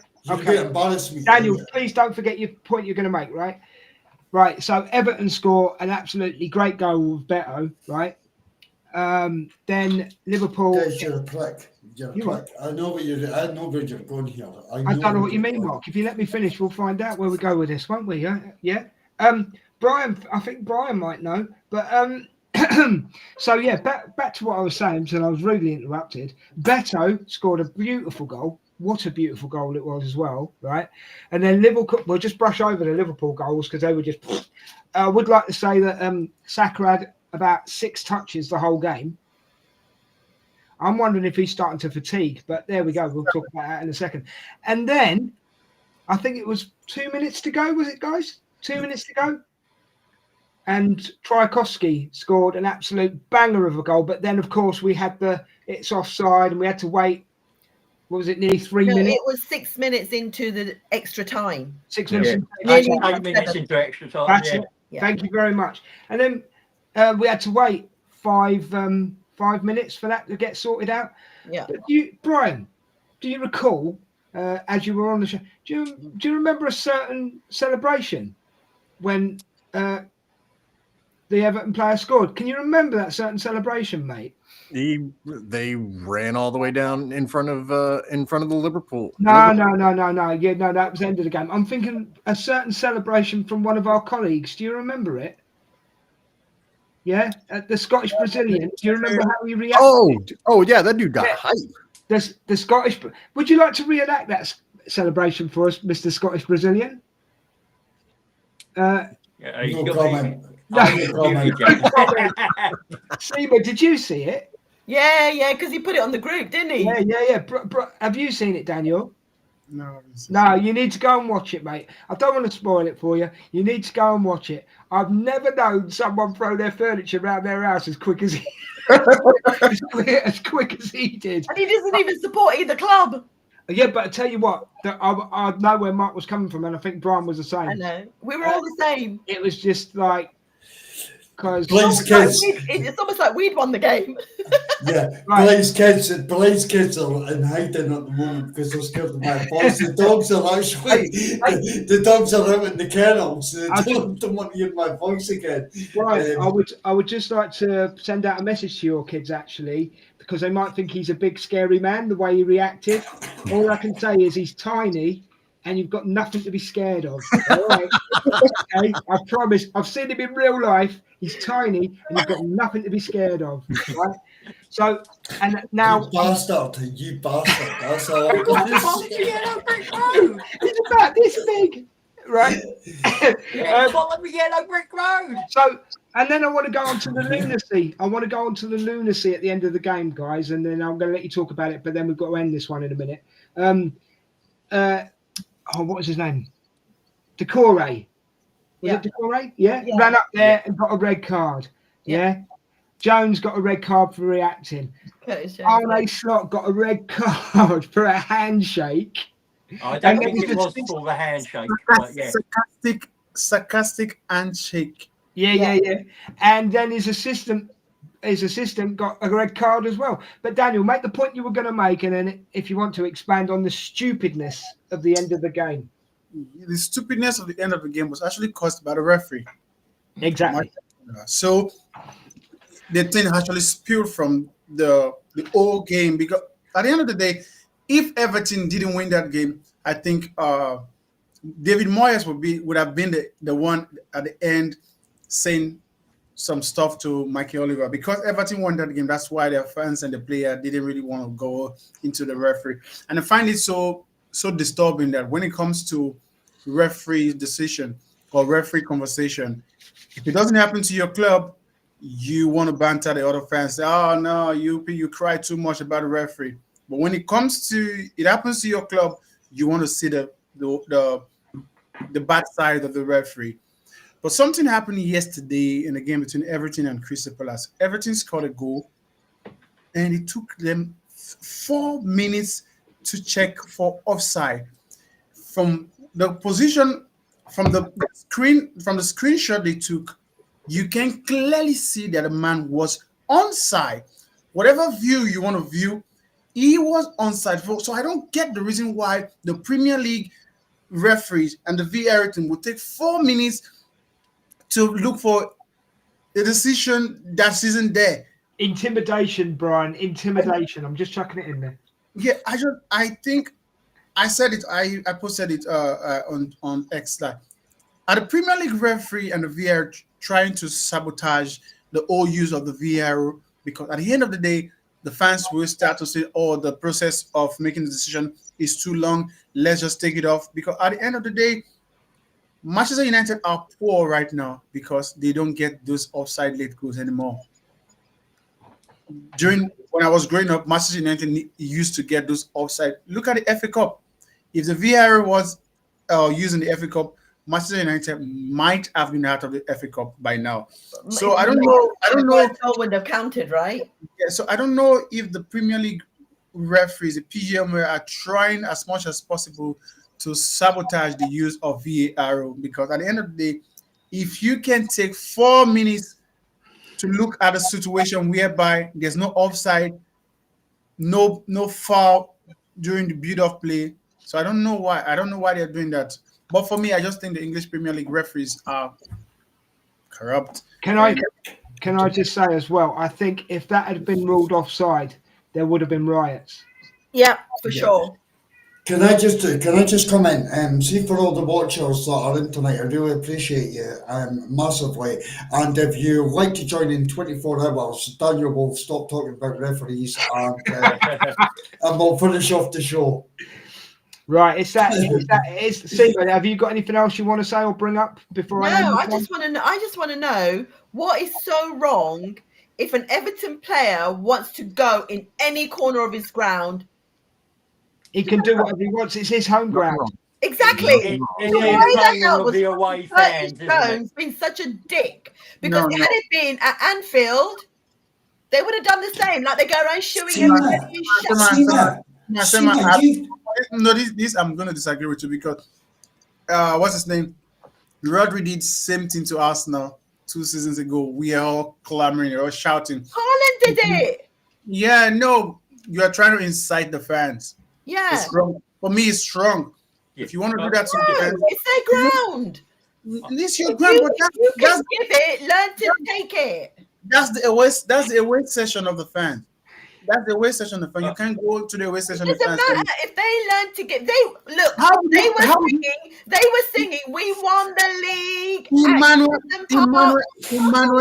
Emmanuel Adebayo is regarded as one of the most hated Arsenal player by the Arsenal fans. I don't give a shit. Why was that? Why? What are you doing? Can I just say, guys, can I comment? Talking about what happened on Wednesday. I don't give a shit about whatever before. No, guys, I'm giving you context. Sema, I'm giving you what? They pegged them off. One at a time. What the Curry did was wrong. What it did was wrong, because if Liverpool, and if I was in the crowd, if like take for instance, I'm watching an Arsenal game and we're winning the game, and the opponent scored a late goal in that game, and you come to me to our session, I might spill. Right? No. Wait. Let me ask this. Let me answer. One, that's fine because they've done it at our ground. But two, never will an Arsenal player go and attack the opposition for that. They wouldn't. Yeah. Go on, Brian. Like I may be misremembering this, but when we won the league at White Hart Lane, didn't Henry go and celebrate? Oh, he did when he scored it, because he said he wouldn't do it, and then he went and did it. And then he did it. His own words. But that's winning the league. This was just a freaking game. Terry went to our fans, not the opposition fans. Doucouré went to Liverpool fans to tell them to shoot. Exactly. What's wrong with that? He rattled them. No, he was happy he did it. The last derby ever. There's enemies in there. There's banter in there. There is rivalry to the core. Can I just say? I'm loving this, by the way. Can I just say? Why? No. Can I Daniel? Mark, wait, please. Why did Eric Cantona kick a fan? I don't give a shit. Oh, that's I'm history, talking about Brian. Everton and Liverpool rivalry. That's all I history. It's like the Spurs and thinking. But this is that rivalry, and this is so poignant because they're on that top peg. They think they are untouchable. They look at Van Dijk's interview at the end. He's such a strong Van Dijk is a prick. Van Dijk is a prick. I don't give a toss about Van Dijk. He's so pathetic. Mate, You But only what- drew. You didn't lose, but they obviously got so badly rattled because they took that draw as a loss. But what Because the the 2 correct points, what that's the 2 points that mattered the most. Okay, guys, I've got to close this one down in Yeah, a minute. close it down, mate. No. Let me put it this way. I don't want to close it down, but I've got to because we've run I over know. 2 hours, yeah? Come in. Right? All I can say is this, okay? I don't blame Decore for what he did. Really? No, not at all. No. It's heat of the moment. It's energy. Yeah. It was spontaneous. It's his home ground. He should be Daniel. It's the last derby at Goodison Park. Last with their derby enemy. at Goodison Park, Daniel. Daniel, hold your head in shame. I don't give a monkeys, mate. You